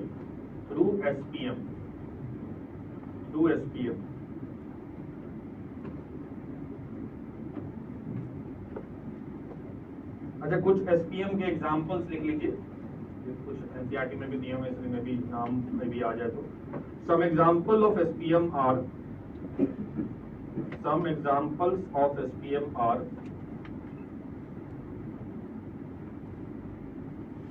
cellulose acetate,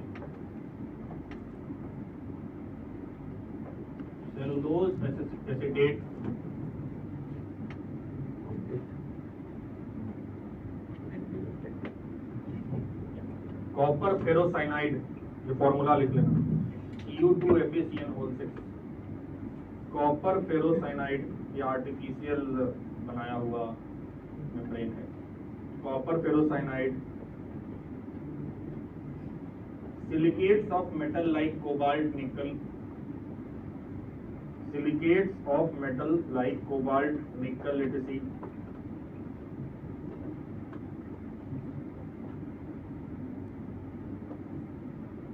animal bladder, animal bladder,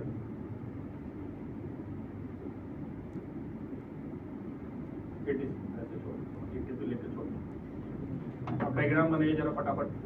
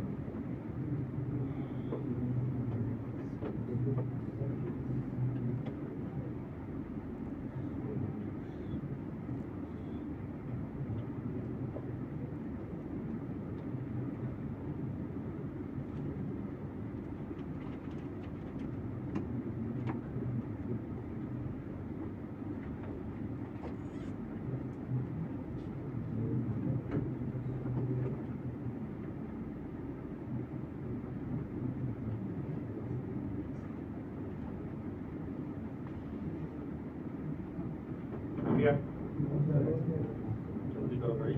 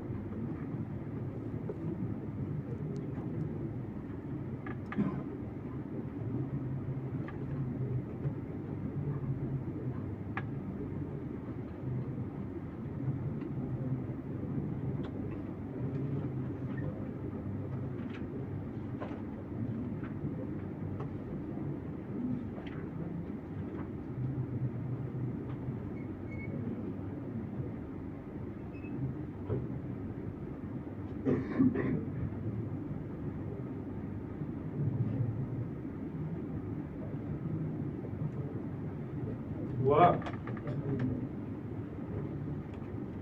अब एक बात बताओ, ये अरेंजमेंट देख के क्या लगता है, लेफ्ट साइड वाला हाई प्रेशर पे है, राइट साइड वाला लो प्रेशर पे, ऐसा है ना? नहीं है ना, लेफ्ट राइट राइट लो, ये सिचुएशन है। अब मेरा एम क्या है, ऑस्मोसिस फंडा तो समझ में आया। अब एक टर्म है ऑस्मोटिक प्रेशर, इसका क्या मतलब ये समझते हैं। देखो मैं चाहता हूं कि ये जो मूवमेंट ऑफ सॉल्वेंट पार्टिकल है उसको रोक दिया जाए। मूवमेंट रुकेगा कब, जब दोनों साइड का प्रेशर बराबर हो जाए, है क्या? एक साइड कम है एक साइड ज्यादा है, राइट साइड में कम है, कह सकता हूं ऐसा। अगर मैं ऊपर से, जैसे मैंने दिखा रखा है, पिस्टन के थ्रू ऊपर से एक्स्ट्रा प्रेशर लगाना स्टार्ट करूं, तो एक ऐसा समय आ जाएगा जब प्रेशर बढ़ते बढ़ते लेफ्ट और राइट बराबर हो जाएगा।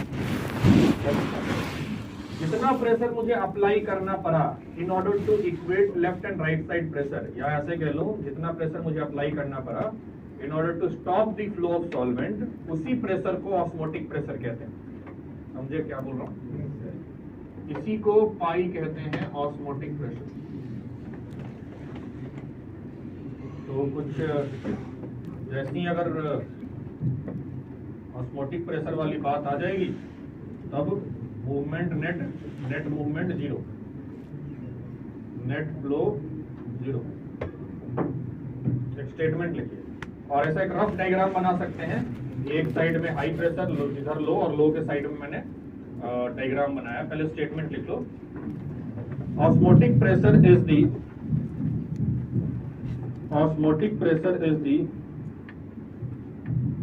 osmotic pressure is the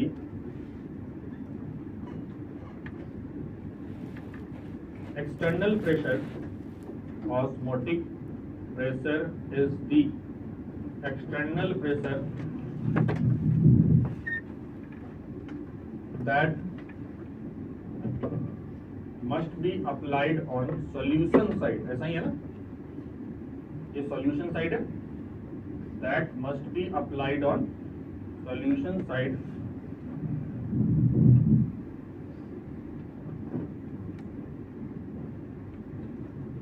in order to stop the flow of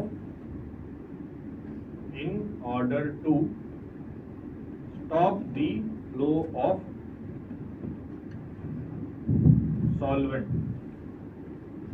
in order to stop the flow of solvent. ठीक है, it is denoted by pi type के एक सिंबल से डिनोट करते हैं। अब ऐसा एक डायग्राम बना लीजिएगा जल्दी से, दिखा दो किस साइड लगा रहे हैं।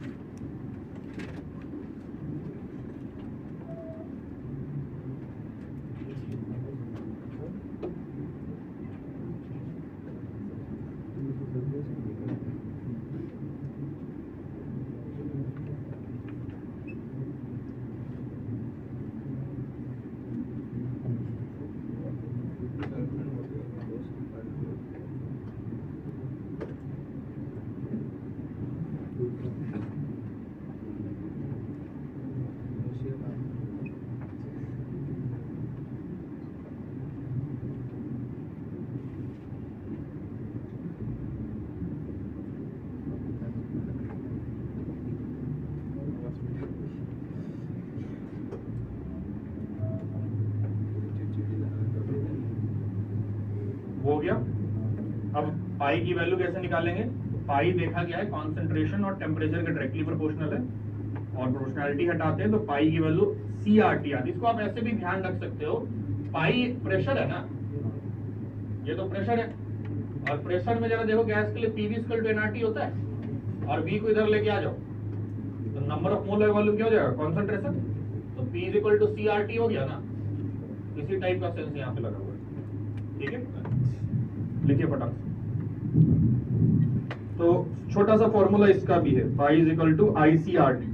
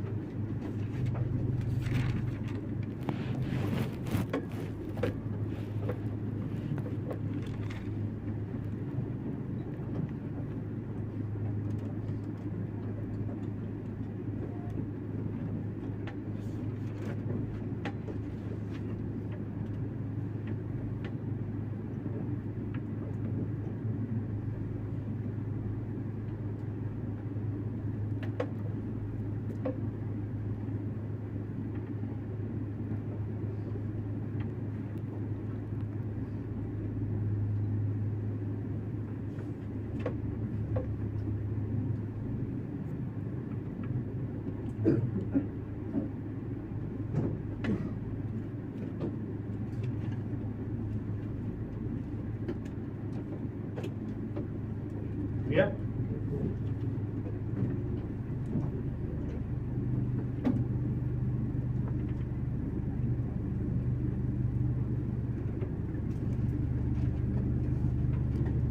अब देखो,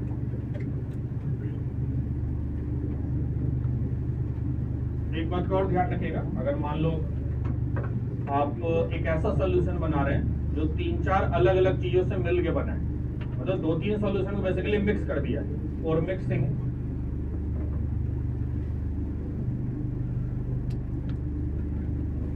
I net is equal to I1 C1 I2 C2 I3 C3, तो जब मिक्स करोगे एट कांस्टेंट टेम्परेचर अगर कांस्टेंट रहा तो IC/RT में सब तो कांस्टेंट रहेगा, इन दोनों को सिर्फ I और C ही तो बदल सकता है, और C number of mole by volume है, इसको ऐसे भी लिख सकते हैं I1 N1 I2 N2 I3 N3 upon V1 plus V2 plus V3 और लास्ट में RT।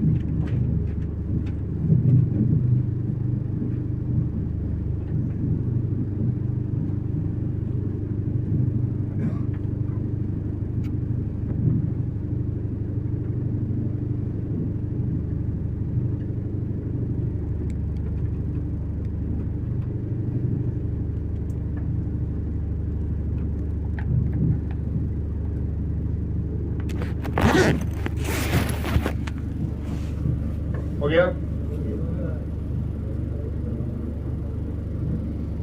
अब देखो, मान लो दो सॉल्यूशन है, ठीक है, ये क्वेश्चन ही है बट इसको थोड़ा एक फैक्ट की तरह समझाता हूँ। एक साइड सॉल्यूशन 1 एक साइड सॉल्यूशन 2, दोनों को SPM से सेपरेट कर दिया गया है। इन दोनों का अलग अलग ऑस्मोटिक प्रेशर है, I1 और I2। अब पॉसिबिलिटी क्या बन सकती है, देखिए, if pi1 is equal to pi2, मान लो दोनों सॉल्यूशन ऐसा हुआ जिसका ऑस्मोटिक प्रेशर बराबर आ गया, इस तरह के सिचुएशन में मान लो मैं कहूंगा इसको A और B नाम दे दो, A B A B A B, बोलूंगा A and B are isotonic solution. तो एक टर्म है आइसोटोनिक, आइसोटोनिक का मतलब क्या हुआ, ऑस्मोटिक प्रेशर बराबर, जैसे आइसोमर से कुछ सेम होता है ना।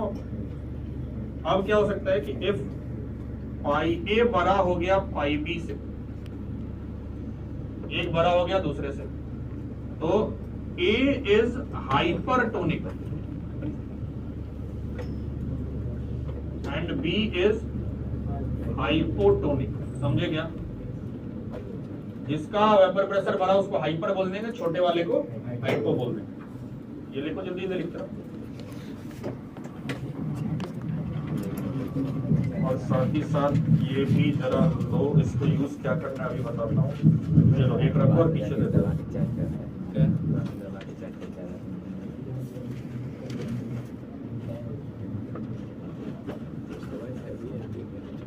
रखो और पीछे देते हैं।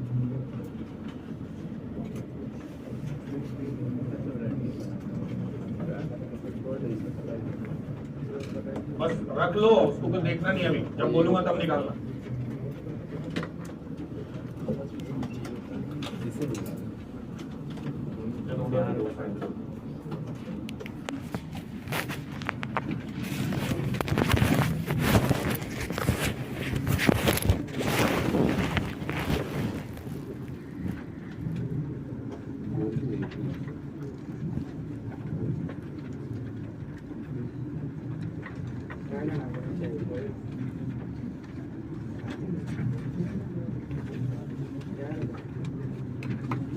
जल्दी करिए।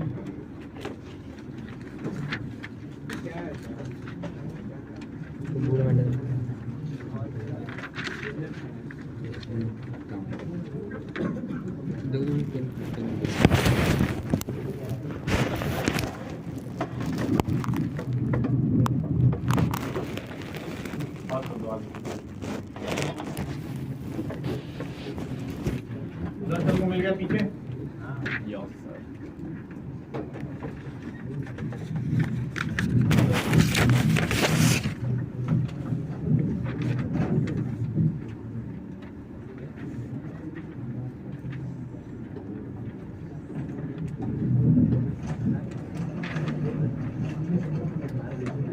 सर आप सही है। पढ़ाए थे, ऐसा तो कुछ नहीं है इसमें। एक और बात ध्यान रख लीजिए, ये कई बार अलग अलग तरीकों से पूछा गया है। एक्चुअली कॉलिगेटिव प्रॉपर्टी का एक प्रैक्टिकल यूज है कि ये ऑर्गेनिक मॉलिक्यूल या पॉलीमर्स वगैरह के मोलर मास को मेजर करने में एक्सपेरिमेंटल तरीका है मोलर मास को मेजर करने का, क्योंकि इसमें मोलालिटी का टर्म और मोलालिटी और मोलर मास का टर्म आ सकता है।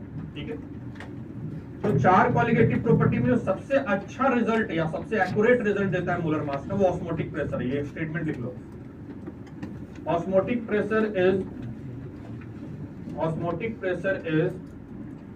the best colligative property.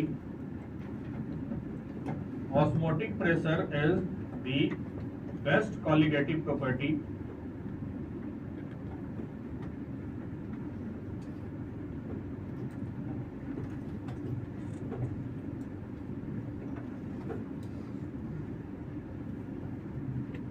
that give most accurate result of molar mass measurement of molar mass measurement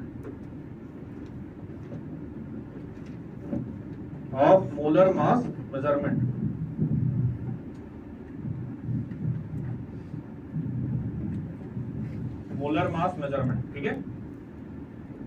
अब देखो, मान लो एक सॉल्यूशन है A, एक B, SPM से सेपरेटेड है।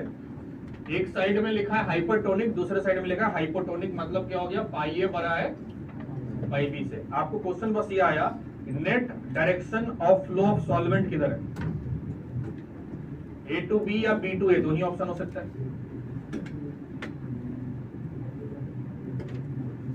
Option A to B, option B to A, option C no flow.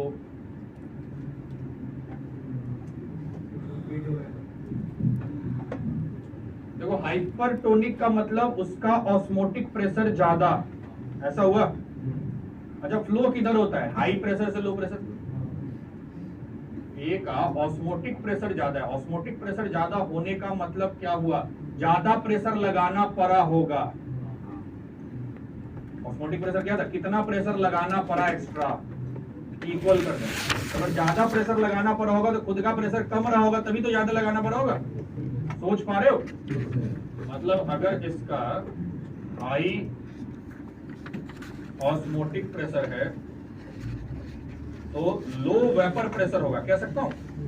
मतलब osmotic pressure जो है pi is inversely proportional to vapour pressure, ऐसा सोच सकते हैं। तो ये लो वेपर प्रेशर, तो ये हाई वेपर प्रेशर। तो एक्चुअल फ्लो किधर से होगा, हाइपो टू हाइपर। ये गलती कर देते हैं बच्चे, ध्यान रखिएगा इसको, जल्दी लिखिए।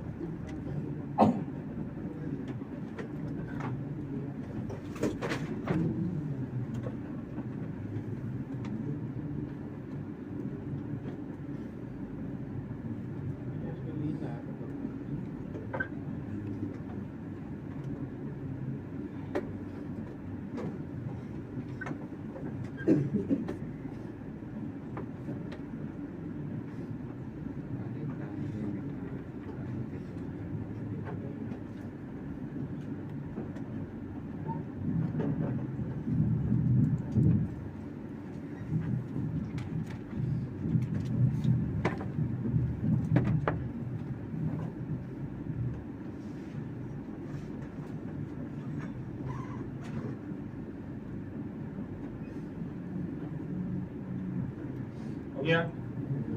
एक क्वेश्चन लिखते हैं, इसको भी आप क्वेश्चन की तरह ही कंसीडर कर लेना, ये क्वेश्चन ही था। ये मूवमेंट किधर हो,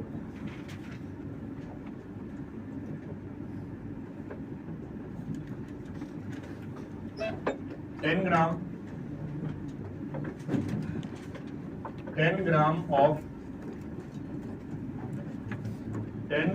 of an unknown non-electrolyte, 10 gram of an unknown non-electrolyte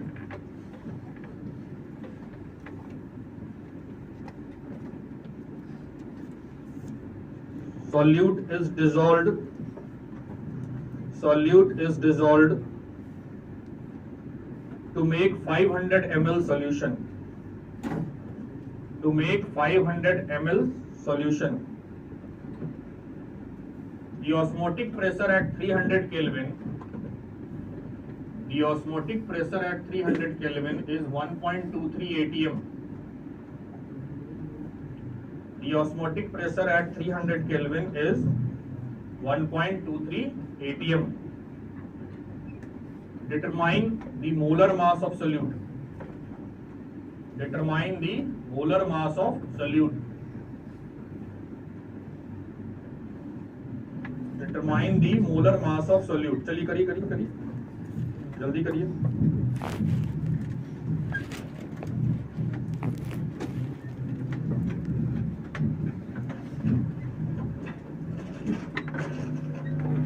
जल्दी करिए, फिर इसके बारे में बात करते हैं। क्या है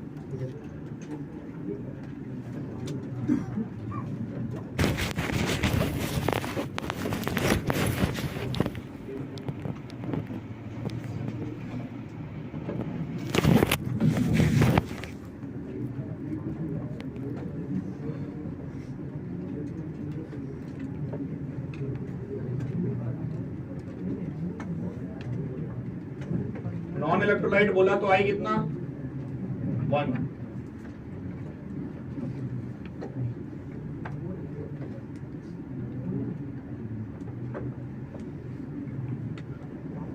ये भी जेईई मेन का क्वेश्चन है, सीधा सीधा।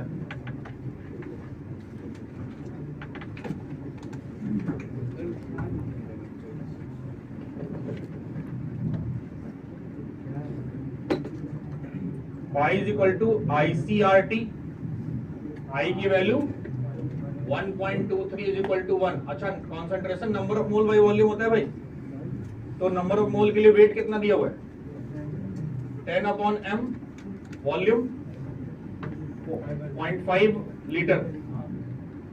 R की वैल्यू ATM लीटर में क्या लेते हैं 1/12 ले लेंगे। Temperature 300 kelvin. यही तो कर रहा है, देखो इसको रीअरेंज करके सॉल्व करोगे तो m 400 ग्राम आना चाहिए।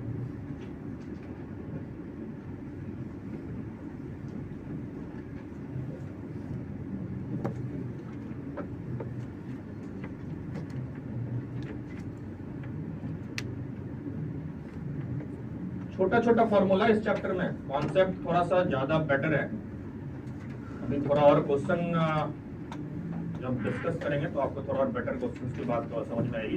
ये पन्ना खोल लीजिए जो मैंने आपको डिस्ट्रीब्यूट करवाया है, खोलिए। जो कॉलिगेटिव प्रॉपर्टी में ये 4 प्रॉपर्टीज है जो हमने डिस्कस कर लिया है, ठीक है। बाकी थोड़े प्रैक्टिस और की बात है। और अब अपना लास्ट टॉपिक जो है, जो आपको पूरे डिस्कशन में मैंने फर्स्ट पेज में लिखवाया होगा, फर्स्ट पेज पलटो, देख लो सब कुछ हो गया। लास्ट में कुछ बचा है, आइडियल नॉन आइडियल सोल्यूशन और एजियोट्रॉप्स, ठीक है। देखिए वो छोटा सा पार्ट है, उसके बारे में थोड़ा बात कर लेते हैं अभी, क्योंकि अभी अपने पास ज्यादा टाइम नहीं है। 10 मिनट अभी डिस्कस करेंगे और 10-15 मिनट नेक्स्ट क्लास, कहानी खत्म है, ठीक है। देखिए पहले समझिए, मैं एक ब्रीफ आइडिया दे देता हूँ। आइडियल नॉन आइडियल सोल्यूशन, ये जो पीएच दिया गया है इसके ऊपर पहले एक चीज लिखी हुई है, इम्मिसिबल लिक्विड। इम्मिसिबल लिक्विड का मतलब ये वैसे लिक्विड है जो आपस में मिक्स ही नहीं होते, ठीक है। जब मिक्स नहीं होंगे यूजुअली ये कैसे लिक्विड होते हैं जो प्योरली ऑर्गेनिक होते हैं, देखिए आप उस सीट को देखते रहिएगा। अब अगर मिक्स नहीं होंगे तो टोटल प्रेशर तो हमेशा पीए और पीबी से निकलेगा, लेकिन अब नॉर्मली हम क्या लिखते हैं, पीए की वैल्यू जब लिखते हैं तो पीए नॉट एक्सए करके लिखते हैं। अब अगर मिक्स ही नहीं हुआ तो दो अलग अलग लिक्विड हो गए, तो XA की वैल्यू भी 1 और XB की वैल्यू भी 1, तो PA की जगह क्या लिख देंगे, PA नॉट, और PB की जगह PB नॉट। मतलब ये एक ऐसा केस है जिसमें P total PA not plus PB not से निकल के आ जाएगा, दो अलग अलग लिक्विड है। समझ में आई बात? हाँ, ये तो पहली चीज हो गई। जब मिलेगा सॉल्यूशन बनेगा तब ना मोल अलग अलग आएंगे। अगर ये दो अलग अलग ही लिक्विड है तो मोल फ्रैक्शन 1 ही रहेगा। ठीक है, अब देखो इधर आ रहा है आइडियल सॉल्यूशन और नॉन आइडियल सॉल्यूशन क्या है। आइडियल सॉल्यूशन का सिंपल सा मतलब है वैसा सॉल्यूशन जो रॉल्स लॉ को फॉलो करता है। समझ रहे हो क्या? तो आप आइडियल सॉल्यूशन के नीचे वाले 3 डब्बे बने हुए हैं, यहाँ पे फर्स्ट वाले को देखना, रॉल्स लॉ को फॉलो करेगा तो total pressure PA plus PB से निकालेंगे, that is PA not XA plus PB not XB। दिख रहा है? लेकिन आगे के जो दो हैं non ideal solution, non ideal solution में ये रॉल्स लॉ को फॉलो नहीं करते। जब नहीं करेंगे तो दो रास्ते बनेंगे, या तो उसकी वैल्यू रॉल्स लॉ से आई हुई वैल्यू से ज्यादा है या उससे कम है। अगर ज्यादा है तो उसे कहते हैं पॉजिटिव डेविएशन, और अगर कम आए तो उसे कहते हैं नेगेटिव डेविएशन। तो आपको सीट में दिख रहा होगा, पहला पॉइंट की बात कर रहा हूं, P टोटल बराबर अगर आया तो रॉल्स लॉ आइडियल सॉल्यूशन, अगर ग्रेटर आ गया, देख रहे हो P total experimental PA not XA PB not XB से बड़ा अगर आ गया, तो जो रॉल्स लॉ देता था उससे बड़ा आ गया, तो वो कौन सा डेविएशन हो गया, पॉजिटिव। और अगर छोटा आ गया तो कौन सा डेविएशन हो गया, नेगेटिव। समझ में आ रही बात? अब अगले पॉइंट पे चलते हैं। ये बोलता है कि अगर आइडियल सॉल्यूशन होता है तो देखो आप इसको ऐसे समझना, अगर मैं सॉल्यूशन बना रहा हूं ना तो पहले A वाले मॉलिक्यूल्स को और B वाले मॉलिक्यूल्स अलग अलग थे। इसको मैं नेक्स्ट क्लास में और अच्छे से समझा दूंगा क्या फंडा है। और अब मिलाने के बाद एक नया सॉल्यूशन बन गया जिसमें AB टाइप का सिस्टम। समझ रहे हो क्या? तो पहले जो फोर्स लगता था वो FAA, इधर FBB और इधर FAB, ये नया बना है। समझ रहे हो? इसके टर्म में बात हो रही है कि अगर आइडियल सॉल्यूशन होगा तो जैसे पहला फोर्स लगता था बाद वाला फोर्स भी उसी के बराबर होगा, मतलब सारे फोर्सेस बराबर होते हैं। समझ में आ रहा है? लेकिन नॉन आइडियल सॉल्यूशन में बराबर नहीं होंगे। ठीक है, पहले मैं आइडियल के बारे में बात कर लेता हूं। डेल्टा H ऑफ मिक्सिंग 0, मतलब ना ही हीट रिलीज हुई ना ही एक्स्ट्रा हीट देनी पड़ी, क्योंकि सारे फोर्स सेम ही है तो कोई एनर्जी का कोई फंडा है ही नहीं। डेल्टा V ऑफ मिक्सिंग 0 का मतलब है फाइनल वॉल्यूम और इनिशियल वॉल्यूम बराबर है, वॉल्यूम में भी कोई चेंज देखने को नहीं मिलता है अगर आप मिलाएंगे आइडियल सॉल्यूशन को। तो डेल्टा S मिक्सिंग पॉजिटिव, ये तो नॉर्मली कोई भी स्पॉन्टेनियस प्रोसेस होता है तो उसका डेल्टा S पॉजिटिव आता है ना, तो जो मिल जा रहे हैं वो तो स्पॉन्टेनियसली मिल ही रहे हैं। ठीक, इसे कुछ एग्जांपल कैसे याद करना है मैं बताऊंगा। अच्छा, डेल्टा G नेगेटिव भी स्पॉन्टेनियस प्रोसेस की बात करता है, तो सारे केस में आप देखेंगे ना डेल्टा S पॉजिटिव और डेल्टा G नेगेटिव का ही केस आएगा, क्योंकि सब स्पॉन्टेनियसली मिल रहे होंगे, वही केस हम लिया है। ठीक है, अब देखो बात कर लेते हैं पॉजिटिव डेविएशन की। तो पॉजिटिव में जरा समझो, बोल रहा है अच्छे समझना कि AA का फोर्स बड़ा है किससे, BB से, AB से, A और BB का AB से बड़ा है। तो अब बताओ जरा, सुनो, ये दोनों फोर्स बिफोर मिक्सिंग थे और ये फोर्स आफ्टर मिक्सिंग है। तो बिफोर मिक्सिंग वाला फोर्स जो है पॉजिटिव डेविएशन में ज्यादा है, आफ्टर मिक्सिंग वाला फोर्स पॉजिटिव डेविएशन में कम है। तो जरा सोचो, जब इधर से इधर जाएंगे तो ये वाले बॉन्ड तो ब्रेक हो रहे हैं ना, ये बॉन्ड ब्रेक कर रहा है और ये बॉन्ड ये फॉर्म कर रहा है।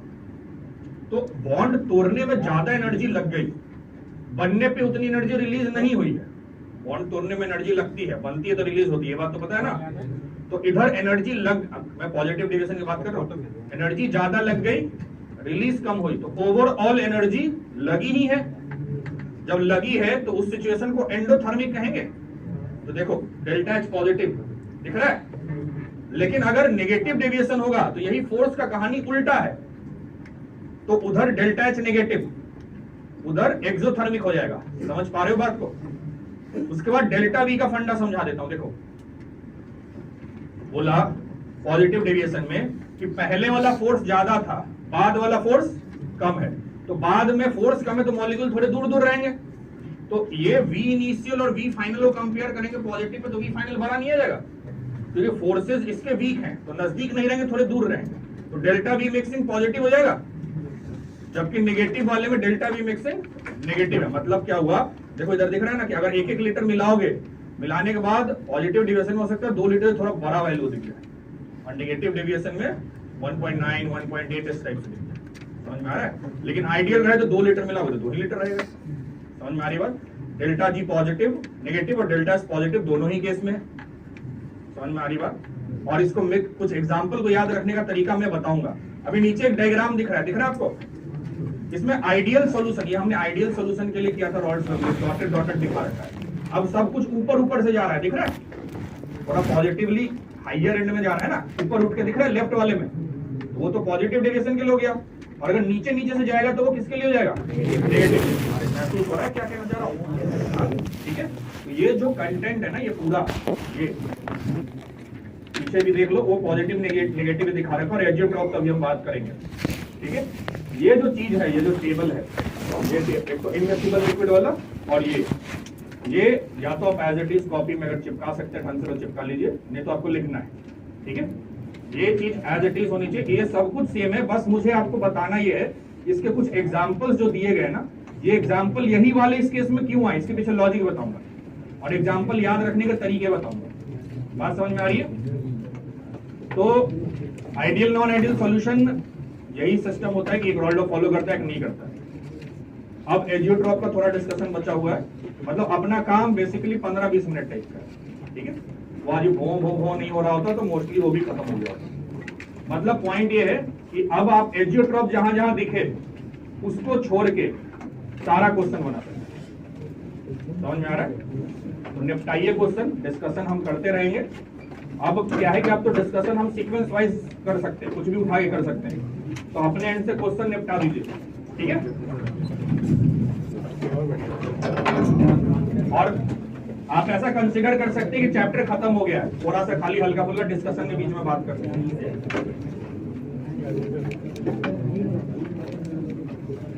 हाँ, और सुनो, यहाँ पर ये जो तीसरा वाला है, थर्ड वाला नेगेटिव डेविएशन, उसमें FAA FBB less than FAB, ये थोड़ा गलत दे दिया है, उसको रिवर्स कर लेना, आप समझ जाएंगे खुद से ही। ठीक है, बाकी बात करते हैं। ये ले लो TTS को,